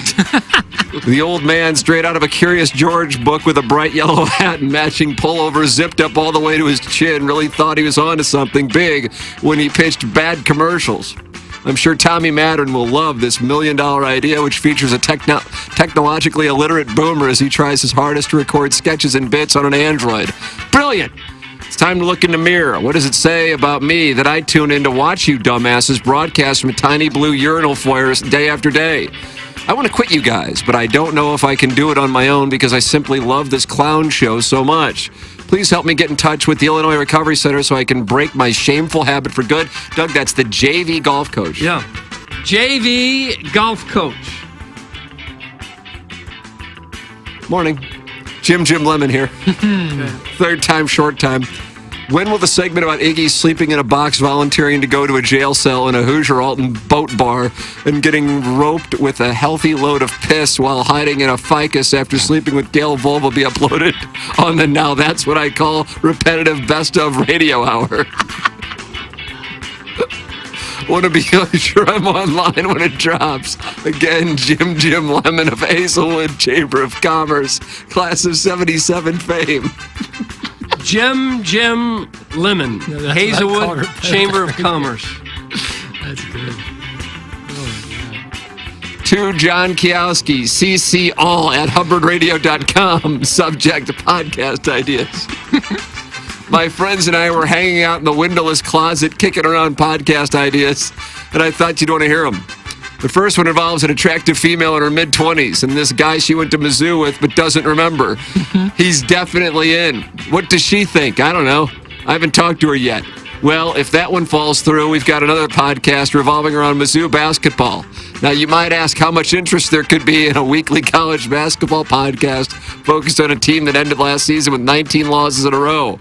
But do not underestimate the unintentional comedy of listening to a guy in his 20s getting worked up about regular season college basketball. The next podcast idea is basically another Siskel and Ebert ripoff hosted by a guy who thought The Princess Bride came out 4 years after Andre the Giant passed away. Now, who the other co-hosts will be or when they will find the time to watch all these movies, we haven't quite worked out, but I do believe in it. Now, let's say you went to Brown and you didn't know how to record podcasts, edit video, or work the camera, and you wanted to host a podcast where you just trash commercials. I call it This Old Pervert Yells at His TV podcast. Oh, you don't like the idea of potentially alienating sponsors and advertising partners or the risk of litigation? Well, what if we scrap the commercials? Instead, we just have the old pervert shoot the S with his work wife who already said she doesn't want to do it. Now, if you want to play golf with me, you should know I'm not paying. And if you want to have sex with me, you should know I'm not doing any work. That's from Buck Swope. And Doug, that's what we have. Buck Swope, nice little email. The Design Air Heating and Cooling email today. I'm going to go with a fellow by the name of Jim Lemon, Hazelwood Chamber of Commerce. Tim, I think we have a rising star in our midst, and I believe it's Jim Lemon. Jim Lemon, Hazelwood Chambers of Commerce class of 77. Mm-hmm. That was a great class. Yeah. I thought honorable mention to Henshin. He brought the heat. Yeah. I thought that situation with Butchie was a hell of a situation again. That was on the Admiral? Yeah, that felt like a fever dream. No, there's too many situations with Butchie and Skip. What about his drinking buddies? Tony. Or is that his uncle? I can't keep it straight. So these guys aren't actually friends? They just sit around and drink together? That's what goes on? Yeah, the idea and then it always sounds like it leads to gay sex. The idea of a drinking buddy seems to have gone by the wayside. Yeah, like just a guy you drink scotch with. You otherwise don't know him. It comes out of nowhere, no matter what they're doing. So we were playing horseshoes one day, and all of a sudden, Jim said, "Hey, Uncle Buddy Skip wants to bone you." Oh. He pulled out his big ween, and we went at it. This is Butchie. He's my drinking buddy. Like, that doesn't seem like a good title for a friend. And his drinking buddy Skip, and then his good friend Charlie came over, and he said, "Hey, you look hot. Here's my ween." Hey, come on now. Feels like that and stag parties have kind of been phased out. Stag parties. I like that a lot. Just guys watching porn. That sounds horrible, doesn't it? What an awful way to spend an evening. Well, if you're with your drinking What are you guys doing tonight? A few of us are just going to sit around and watch pornography together. What are you doing? Yeah, I don't know. Let me ask my wife. What's the end? You guys just all sit around stiff as a board? Going with the boys, baby. Did you ever get a boner in front of your friends watching porn? Cut that off. Yeah, I mean, I think it'd be a natural reaction. Yeah, kind of embarrassing. Yeah, that's what I'm saying. That's why I wonder where the stag party, when it started and why it started. I just recent, because now we can all watch porn on our phones. I guess that changed it. I don't think they have those anymore. I was at a friend's stag party we had it in my apartment actually when I moved back, and I was living down in Utah, and we had a bachelor party for this guy, so we brought a couple hookers over, not hookers, strippers over, and I don't know what happened, but one of the strippers came out yelling somebody stole her money. One of the people at this party went into the bedroom when she put her purse in there, and he stole all of her tips. Oh God! Time to take a break. Okay. It wasn't me, but Just want to hear friends? well, there were a lot of people there I didn't know. Who would do that? I don't know. Drinking buddies. Then the big bouncer came in, was ready to kick ass. I bet he was. I said, "Look, there's guys here I don't know." Couldn't have been you. I just had it at my house, but this guy had friends over. I don't know who they are. I don't know who stole the money. What do you think? So I get think it back? those days are over. You just go out now. You don't have your own party with you. Bring strippers over. You just go to a strip club. Yeah. Doug, breaking news. McDonald's is going to try a new burger. Ooh. The Big Mac is getting bigger. McDonald's saw its global sales fall for the first time. How about that? That's surprising. That's what we need is bigger McDonald's hamburgers. Oh, for the first That's what time in this those 4 country years. needs. Is there going to be extra bread? There's already 3 pieces of bread in there. CEO Chris, do you pronounce it Kempczinski? I do. Told investors on a recent call that they now have to have a comprehensive rethink of their strategy, which includes bigger burgers. Kempczinski shared his first details of the Big Arch Burger, a burger with 2 patties, melted cheese, crispy toppings, and tangy McDonald's sauce. That's good. Yeah, just have the Big Mac and don't make the hamburgers the size of a quarter. And get rid of that extra piece of bread. Don't need that. I don't mind the extra piece of bread, but I mean, you get a Big Mac and all it is lettuce and sauce and it looks like a quarter. You can't even see a burger on there. Maybe that's what he's talking about. I like the Big Mac. I haven't had a Big Mac in years. Maybe we want to get some for lunch? No, I don't. Yeah, once a year I go to McDonald's. Team lunch. Yeah, team lunch, and then we can have a stag party. Big Mac? Yeah, we'll just head down to find a motel. Big Mac and get boners together.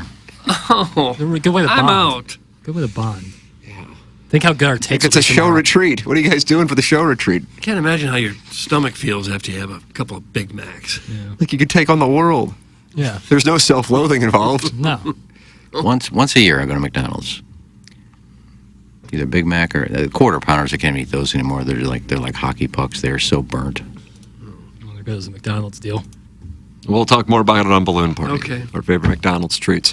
That's coming up here in a matter of moments on 101 ESPN and the 101 ESPN YouTube channel. So flip on over, and then you can talk over with Eric Nickens and I Hate Paper Straws and your mom's boyfriend and Don Peepee. He runs that YouTube chat, man. Does That he guy, really? oh my God, he's tough. He's the alpha male. He is the alpha male in there. You got to get his approval. That's coming up here in a matter of moments on 101 ESPN. For Jackson Bennett, Burkett, Chairman Kurt, Kenneth Iggy Strode, my brother Kevin, and Douglas Sullivan Vaughn. I'm Tim McKernan. This has been TMA, and it's presented to you by Veronica Crouppen.